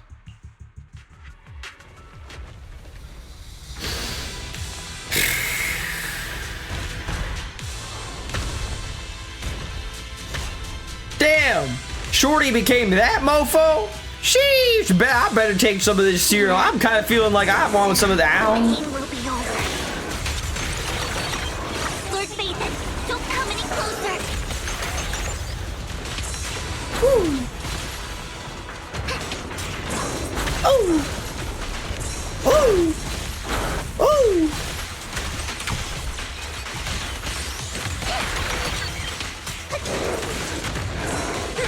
Ow! Ow! What the fuck, lasers? Ooh, you got corrupted by ether even though you already were, you freak. Bet you feel like really stupid right about now, huh?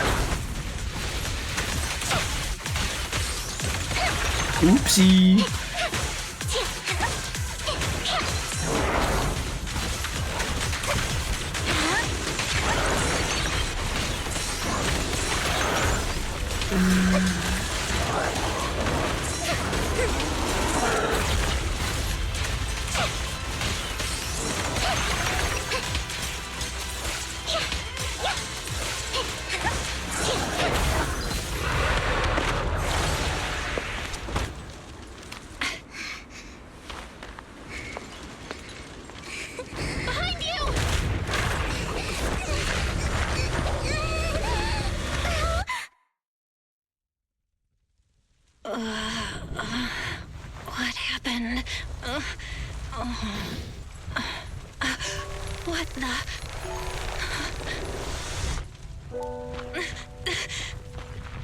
Vivian! Belle, don't come near me. This is my own choice.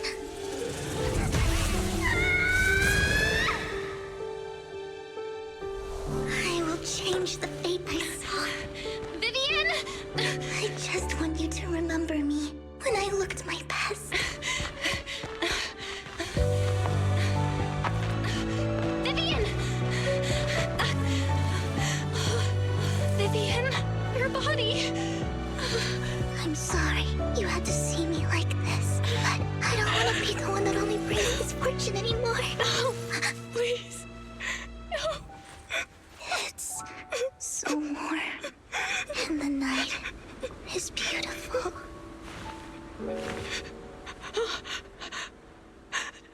Vivian.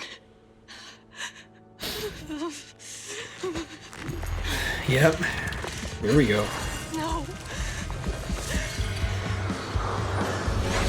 It can't end like this.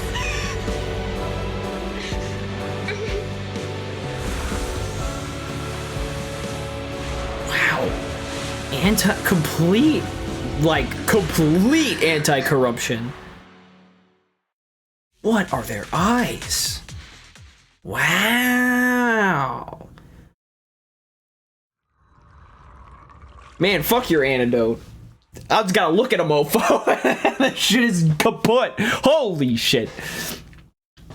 Feels as if you had a long dream where you saw your teacher again with her familiar smile, but soon the environment and your teacher both dissolve in the water, like behind a misty curtain, blurring, then vanishing. Belle, you're scaring me.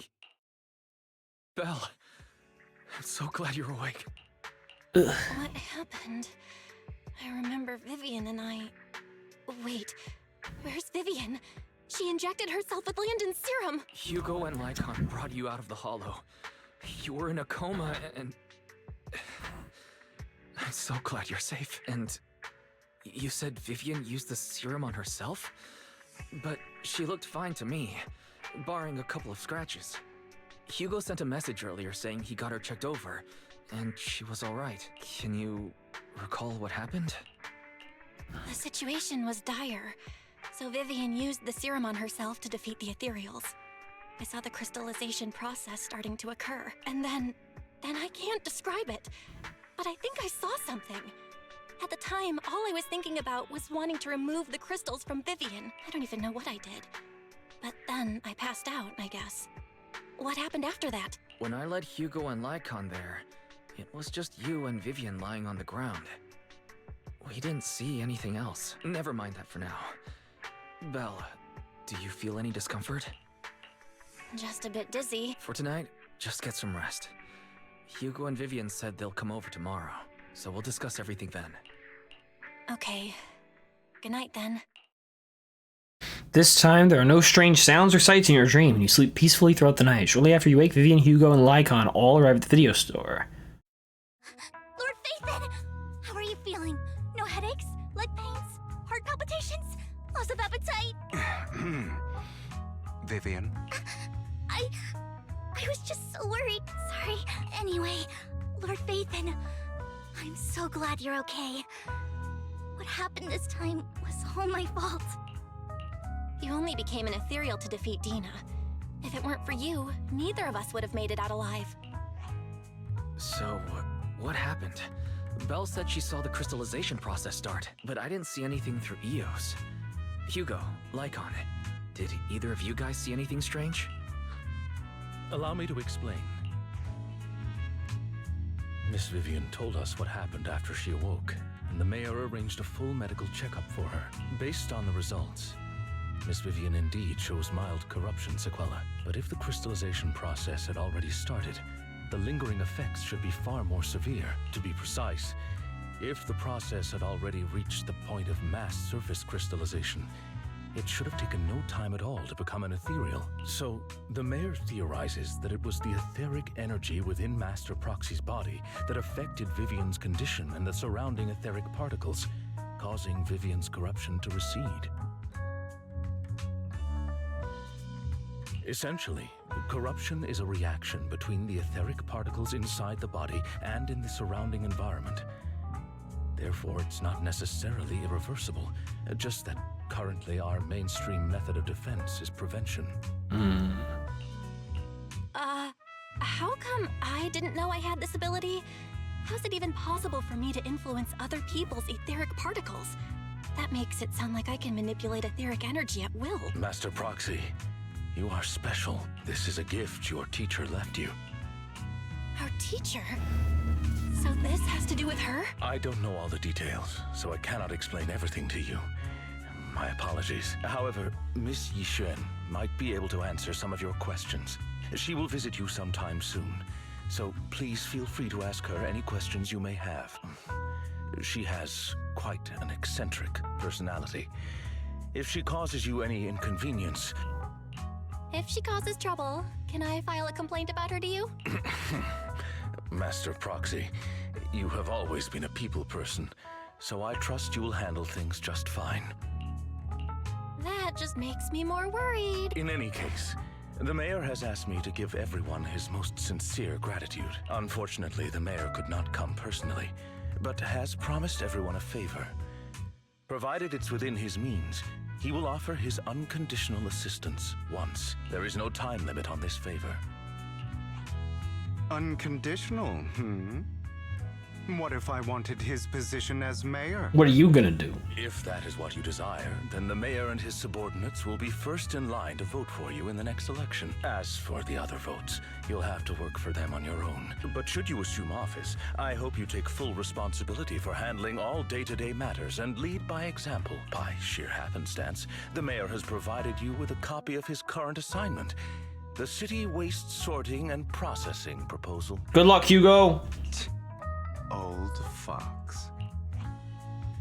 Well, can I request Lord Phaethon's? The mayor imagined, you might ask. I have prepared all the necessary documents, and the ceremony expenses will be covered by the mayor as a gift. As long as Master Proxy agrees, we can sign and process the documents immediately. But this matter requires mutual consent and cannot involve coercion, confinement, or one party's lack of consciousness. Stop! I would never do that to Lord Phaethon! Probably. We're cooked. At least not today. My hand in marriage is cooked, bro. As for you, Master Proxies, the mayor has some sense of what you desire. That said, he hopes you might speak with Miss Yixuan first before you decide the timing of that favor. Hugo and Lycon are still bickering, and Vivian sits to one side, eager and anticipatory. As always, you can smell the aroma of noodles from the neighboring noodle shop, hear snippets of Elfie's music from her store. Thank goodness. Time goes on, but there will always be friends by your side. After eating, Hugo, Lycon, and Vivian take their leave. Belle, are you feeling alright? Lycon said you could control ether particles, and it was a gift from our teacher. I keep thinking about it. And that Miss Yixuan, we should investigate her, but let's not talk about that for now. You've only just started to feel better, so you should get some rest. I'll be there with you when whatever happens in the future. Thanks, big bro. You're a real one. Alright. Nothing too crazy. A lot of Hugo again.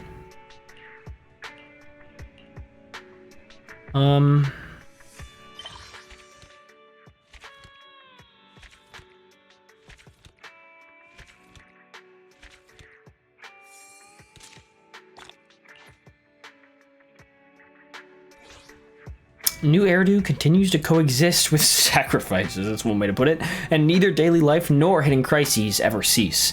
New stories in the distant horizons are surely exciting, but one should also cherish each passing day, present or past. One day, they'll become memories worth holding on to. Spare me your fucking sentiments, bro. New. Right, of course, Vivian. I made it! I'm a G! Okay.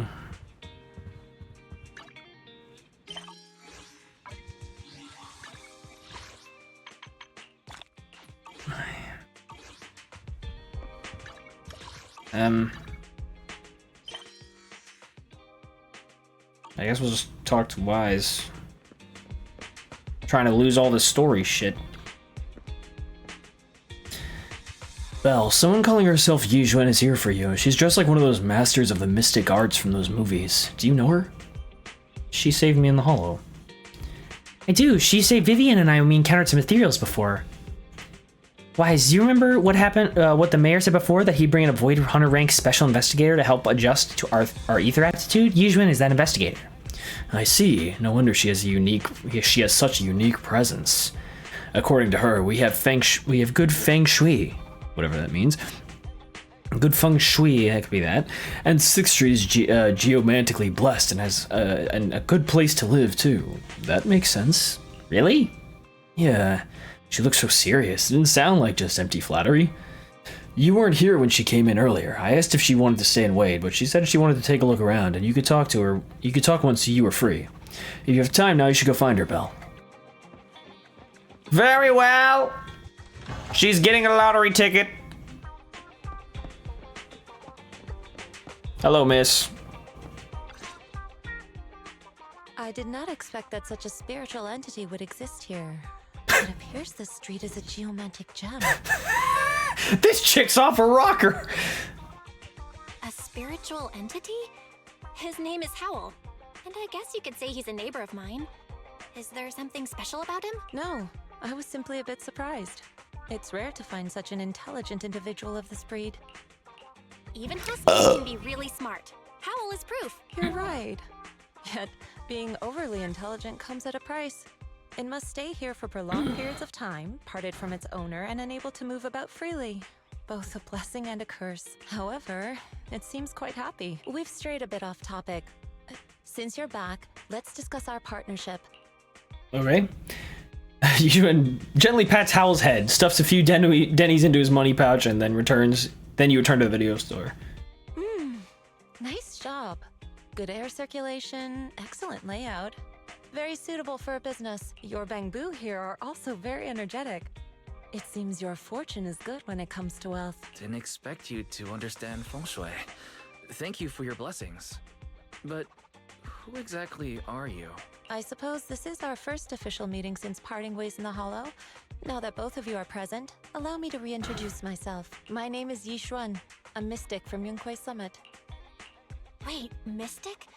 Like those people in movies who can tell your fortune and go around blessing people? This is my first time meeting one in real life. But what's Yunquei Summit? Just an ordinary sect of the mystic arts. Our disciples travel all across New Eridu and sometimes collaborate with authorities. Currently, I'm affiliated with the Hollow Investigative Association. Right now, however, I'm here to discuss a partnership in the name of the Mayflowers. So, what sort of partnership are we talking about? I have reviewed the documents provided by the Mayflowers. You previously underwent an implant surgery. After recent adjustments, abnormalities occurred. These abnormalities bear resemblance to the craft practiced by us at Yunquei Summit. If you are willing, I can teach you how to better control your abilities. To better control my abilities. It sounds great, but there's no such thing as a free lunch. Since you're willing to teach us your craft, Shifu, you must want something in return, right? That's right. Mayflower will have you join me for some investigations. Looking at my divination results, this will be a complicated and very likely dangerous matter. He's still going over the details, but should have more information for you soon. You can wait until then to decide. Let's leave it at that. The weather is nice today, perfect for going out. I just happen to need to head to a nearby store to collect something. If you're free, how about coming with me? We have a long path ahead of us, so it'd be good to take the opportunity to learn more about each other's ways and methods. Okay. Sounds good, then let's go. Yizhuan Shifu, where's the store? It's at Lumina Square. It's called Bouillon. Oh, I know that store, but hasn't it been closed for ages now? Is that okay, Shifu? It matters not. Whatever the situation, let's head over first. It's been ages since I last came to the Janus Quarter. I like to take a look around. Just tell me when you're heading to Lumina Square. We can meet up there. Okay. Guess I will. What else am I doing?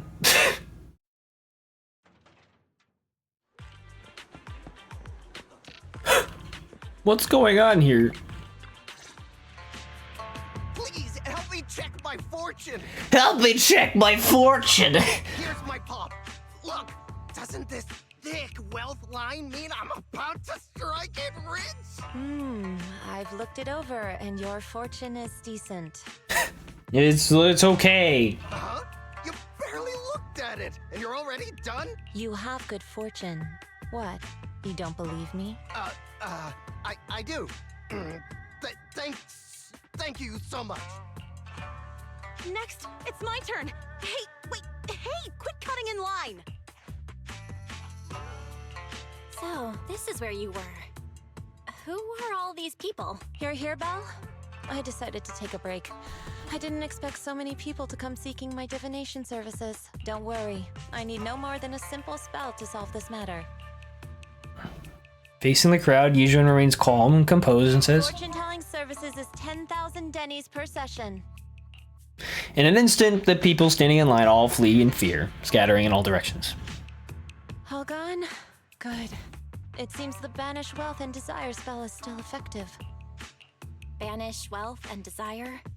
That's a spell? This isn't the kind of craft you said you were going to teach us, is it?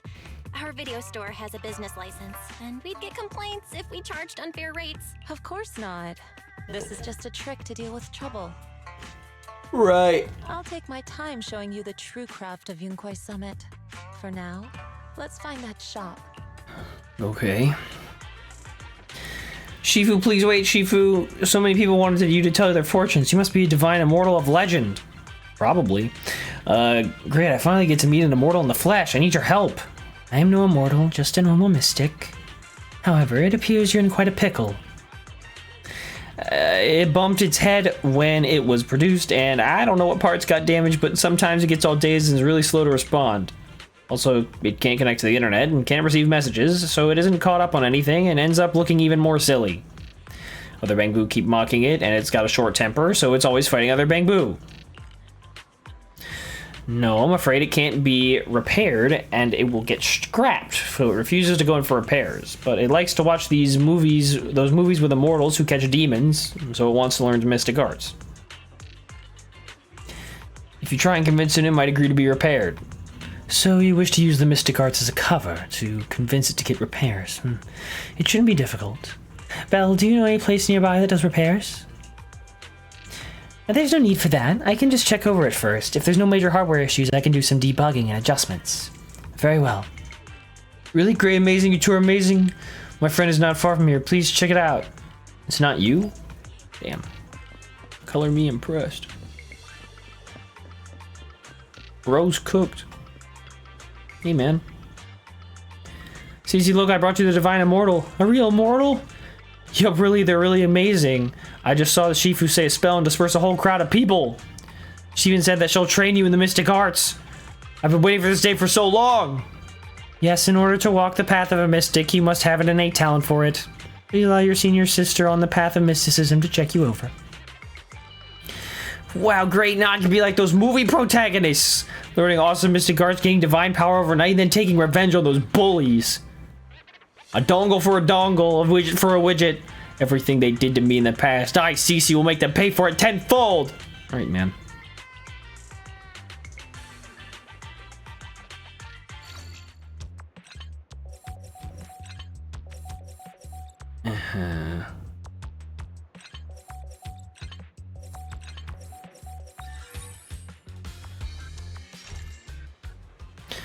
Great, all repaired. How do you feel? What was that? Countless messages and updates are flashing before my eyes. Could this be what they call enlightenment? Whoa, amazing. I just got off of airplane mode. Congrats, you're now connected to the internet. Thank you. Please be my mentor, my official Shifu. It's a bit too early for that. You have a natural talent, but you have natural talent, but you must hone your state of mind. Once you've matured a little more, you may come to seek mentorship. I do not know much of Bangbu affairs, but I can teach you an incantation, the spell of calming. When you feel agitated and wish to fight those other Bangbu, you can recite this incantation under your breath. Their brains are made of defective parts. Thus, you can avoid conflict and disaster. I see. Their brains are made of defective parts. Their brains are made of defective parts. The Bangbu contemplates this for a while, its gaze growing brighter. That's so amazing. As I recite the spell, those bully bamboo don't seem irritating anymore. Thank you for teaching me the spell of calming, Shifu. It really works. You're welcome, though one should not get into fights if possible. If you must, be sure to win the fight, understand? Understood, thank you, Shifu. Thank you, Shifu, both Shifu. Thank you for helping us. Since you're all right now, it's time for us to take our leave. Belle, let's head to that store. Great. Yishuan Shifu, the store is right up ahead. You have anything to say about that? Yes. Whoops, I ran right into it. This is the one. Seems it's closed. Another wasted trip. Not necessarily. 1 second, please. Kick down the door! Gently knocks 3 times in rhythm, then slips a note through the door. A moment later, someone coughs and cracks open the door, passing something to Yishuan. Huh? Is there someone inside? This chick might be for real. Relax. The boss prefers to do business with people they know. They like their peace and quiet, so they rarely open for customers. How do they pay rent? I'm an old acquaintance and just wanted to retrieve something.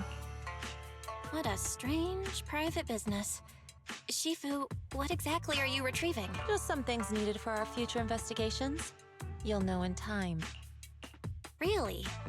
Shifu, I feel like you're always so mysterious. Rest assured, I'm not hiding anything from you. It's simply because the correct time has not yet arrived, so there is no need to rush. Since we've already obtained what we came for, let's part ways here. There will be plenty of time in the future.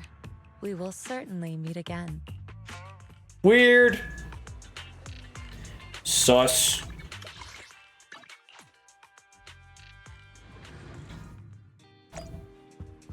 Where's my big bro? Belle, you're back. Did everything go well? Yeah. It went well. It's just that Yizhuan Shifu seems deals with things in a rather unique way. Maybe that's just how a mystic does things.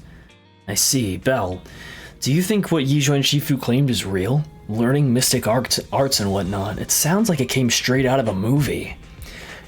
Are we going to be like those movie protagonists who use talismans to defeat ethereals and magic arrays to suppress hollows? Movies are made up, big bro. It definitely wouldn't be as exaggerated as a movie, but I don't think Yizhuan Shifu's lying. She really did display mystical powers back in Hollow. I see. Well, I trust your judgment. Plus, the mayor must have his reasons for choosing her to teach us. Yizhuan Shifu said the mayor would have us help her on some investigation. I wonder what it is. Either way, we'll find out soon. There's no rush. Belle, you've been so busy recently. You should take this time to rest and have a break. I did it! I'm caught up. I'm caught up. I'm caught up. Yeah!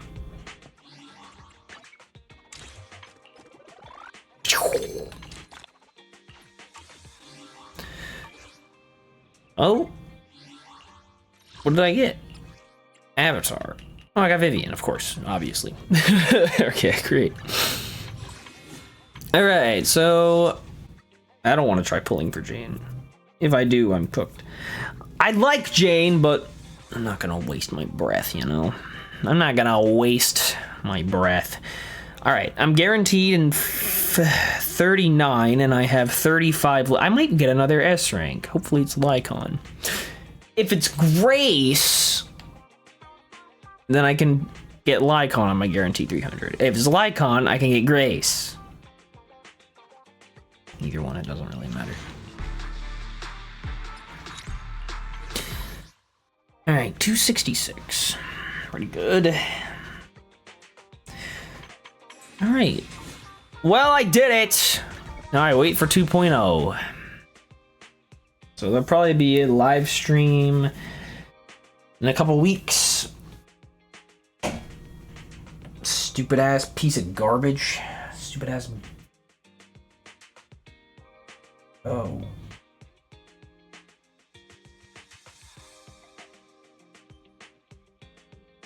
Well. Okay.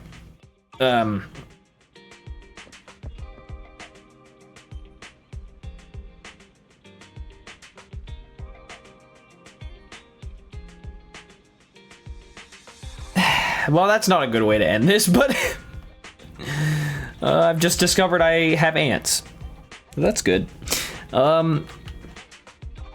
Thankfully, they're in my trash can, so I can just throw it out. But, Jesus. Cool. All right, well, I might actually try to pull for Hugo, but we will see what happens. I don't think I'm going to do any more recording between now and 2.0, but when the new story hits, I'll probably actually... I'm thinking about doing an actual live stream. I'll put it out there now. I'm thinking pretty seriously, it's probably going to happen, doing a cover of Come Alive, the song that I was surprised by in Chapter 5, at the end of Chapter 5. So, if I do that, I'll probably make an announcement when I do that on the Silver Storm channel that I'll be streaming this, maybe once, maybe twice a week. We'll see what happens. And I don't know what I'm going to do with these just recordings that I have. I'll probably upload them somewhere. Just because I don't want them to sit on my computer and do nothing. But yeah, I'm very curious. I'll do, I did say I was going to speculate, so I'll do that. I have a little bit of, I have, like, you know, I have a sort of, guess, right? And about, you know, this is just very baseless speculation about the origins of the Hollows and that kind of stuff. But I think there is I want to say it's like an alternate dimension kind of thing, right? Because I think, as far as I know, the Hollows came out of nowhere. I don't know how prevalent they were when the old city was around, when regular Eridu was around. Obviously, they must have existed in some capacity, otherwise Phaethon's teacher would have no, like, research. Like, Ether has existed in some capacity since, like, the world's creation or whatever. And the creator that the Exaltists are devout to, I think it's real to an extent. You know, obviously there's something there, otherwise the Exaltists wouldn't exist. Not even just from an in-universe point of view, right? But just from a, you know, a story. Like, as someone, like, if you're looking at this as, like, you're being told a story with purpose and intent behind it, obviously this game would not introduce the Exaltists as they're being presented as, like, this massive threat and they're creating the sacrifices if there was nothing behind their devotion. So I think, and I don't know what role Sarah plays in all this exactly, but I think it's almost as if, like, I don't know, like, because it just seems like the Hollows, originally, because now I'm doubting myself. My original speculation was that Hollows were sort of like an alternate dimension, sort of manifesting in this world, right? But that doesn't really make sense, because the Hollows just seem like in any zone where ether becomes, like, the ether concentration becomes sort of dangerous. Now, I don't know why they take, it does seem weird that they take this sort of semicircular shape, right? Like a half sphere. But, because, you know, you could explain that away, however. I don't know. But I don't know what the origins of the Hollows are, and I do feel like they're sort of going in the direction of whatever the Exaltists are devoted to is going to be sort of the driving force behind it. I don't think this game can go without explaining away what exactly the Hollows are and how they came to be. So yeah, I mean, it's so interesting because it almost seems like they've pivoted partway through. And that's understandable. Obviously, they would do that. It's like manga, right? They're telling this story in real time. You know, there's constantly getting new updates for the story and all that. So it totally makes sense that they would pivot in the middle. But it just seems like those first 5 chapters were so like, I don't know, there wasn't a lot of like really a lot of concrete anything about them really, other than that the thing with Bringer sort of came, the thing with Bringer was evolving over the course of those 5 chapters in the background and then came to a head in chapter 5. But this epilogue really pivoted in a very surprising direction. Like, it totally makes sense that Lycon had a past that we didn't know about before, but with so much on Hugo, it's just so surprising. Like, obviously Hugo is going to be a huge player. Like, that man, the connections he has, the ways he's gone about his business, like, he's going to be a massive player going into the future, obviously. And there's pretty much no other character with his level of importance, which totally makes sense.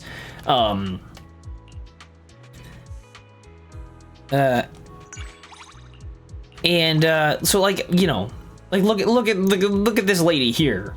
She's here, and I'm glad to have her here, but she is not going to be doing a whole lot of important things in the story going forward. She might show up when we need her and Evelyn, but just, like, you know, in a moment of crisis. But like, her and her like, she's here mostly, it feels like, for the world building purposes, right? Because we had seen her, she had been around, right? Like, she'd been on posters and all that. So like, her and Evelyn are just 2 like specific examples I can think of that are there specifically to be like, hey, this is a complete world we're building.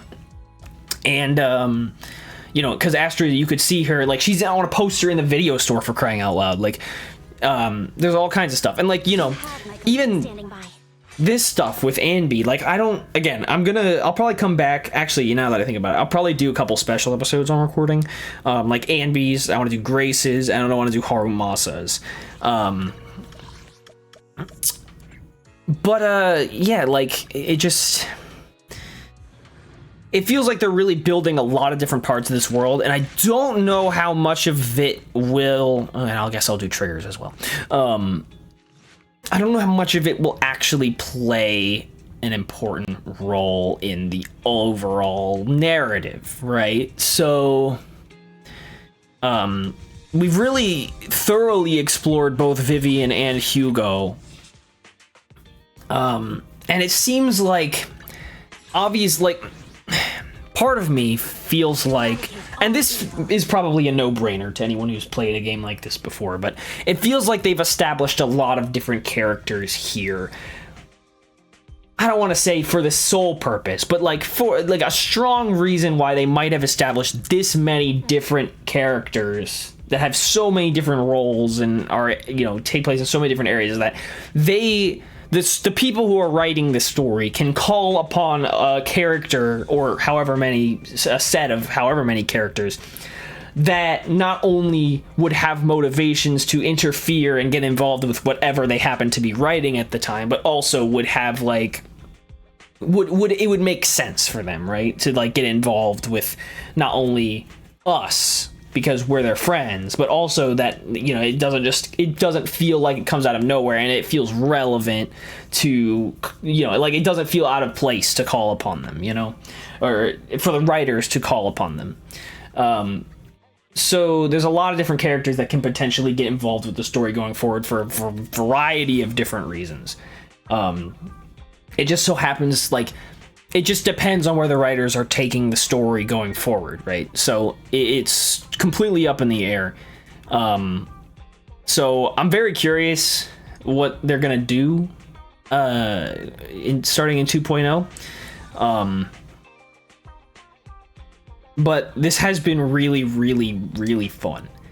The combat's very enjoyable. It doesn't, surprisingly, like, there's not a lot to it, but it doesn't get old. I think they just made it really satisfying in a lot of ways. Like, it feels nice, it's responsive, it's fast-paced, like, it's good stuff. And it's also rewarding for a lot of different play styles, so you can, like, choose however you want to play, right? Like, Astra is a character I would never really play as, and she's not really meant to be played that much, you know? Like, She's specifically a support who acts in the background.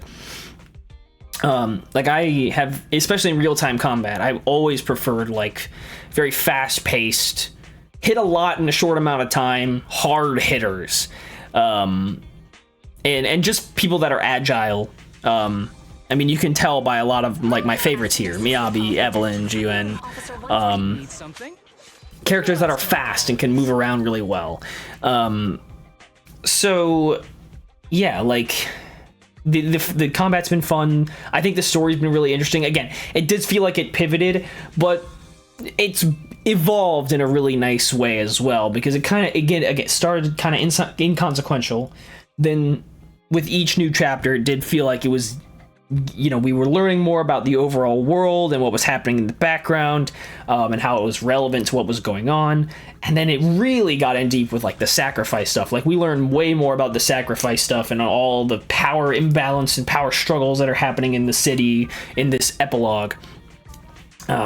It was really interesting. Like it's way more explicit than it has ever been, because a lot of the actual events that were in previous chapters weren't really that important to anything. A lot of it, you know, like you know, when it comes to like the ballet twins, like that was chapter 3, that was based on like a ghost story, you know, like the ballet twins was like a ghost story, and it was like, oh, is the ballet twins real? Turns out they're ethereals, whatever. It just, a lot of it did help the world building, which is good, but it doesn't necessarily contribute as much to the overall narrative. Same with chapter 4, right? Like chapter 4 was very, very good and very fun, but I don't feel like a lot of like, you know, that stuff was like the emperor, the overlord, that isn't gonna matter. You know, when the story whenever, if it actually does end ever, it's not gonna matter that much, you know.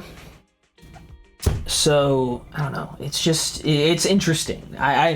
I can't say I'm not intrigued, because I really am. I already feel really involved with the story, and I like pretty much every character I love, even the most insignificant ones, because they totally get it by now. Like Hoyo, they completely get it. Like each character, like especially the girls, there's primarily women around here, but they're all like, they totally understand the assignment, right? Like they're all, not only are they all badass, but they're also simultaneously quirky, silly in their own unique ways, and those things absolutely can coexist, and they do flawlessly in this game. Like they completely like make these characters so much fun. Like you just want to have them around, and for a variety of reasons, because not only are they incredibly attractive, but also they're like just quirky and weird and just so much fun to like talk to,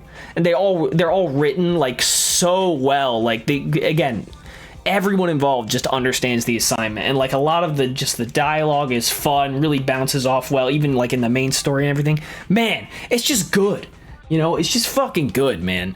Like everyone just completely understands the assignment. I've been so impressed with this game so far, like just beyond impressed. And because I didn't know what I was gonna get into. Like I kind of started when I think my start was when they announced Bernice, and because I was like, oh, this is fucking hilarious, I want to. And I'd been meaning to get into Star Rail anyway, but I eventually chose this game, and I'm glad I did, because this game feels a lot, according to what I've read, it's a lot more balanced, and you can make up for characters you might not have with skill, which whether or not I have skill is a completely separate matter entirely, but it's just fun. It's just an absolute joy. Like I really can't say enough good things about it. I've had so much fun playing it so far, and I'm really looking forward to more.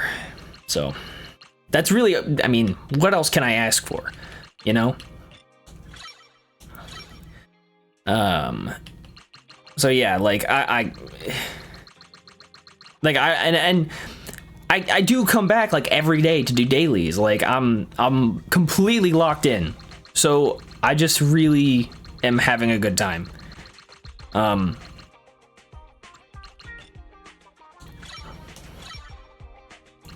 So, it's just great. I'm really enjoying myself.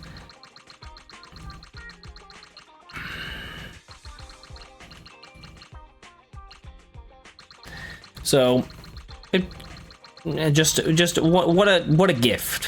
What a gift this game is. Like, I keep seeing a bunch of stuff like on Twitter, like a lot of Genshin fans are always at each other's throat for whatever reason. Like, people are like, it's not always sunshine and rainbows.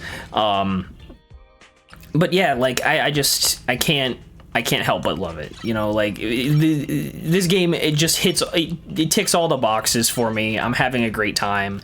I really can't ask for more. Finisher, ultimate. Come on now. But yeah, just a delight. I'm really glad I picked this game up. You know, that's hard to. Oh, sure. It's already level 50, I guess. But yeah, like, just what a gift. What a gift this game is. Let me just select this. There we go. Oh, there we go. Wow. Okay. Let's do these. It's fine. Okay. All right. Good day, Lord Phaethon. Right on. Yeah, what a gift this game is. It's just so much fun.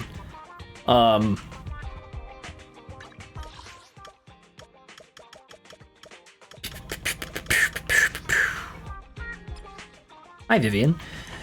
Look at all my friends.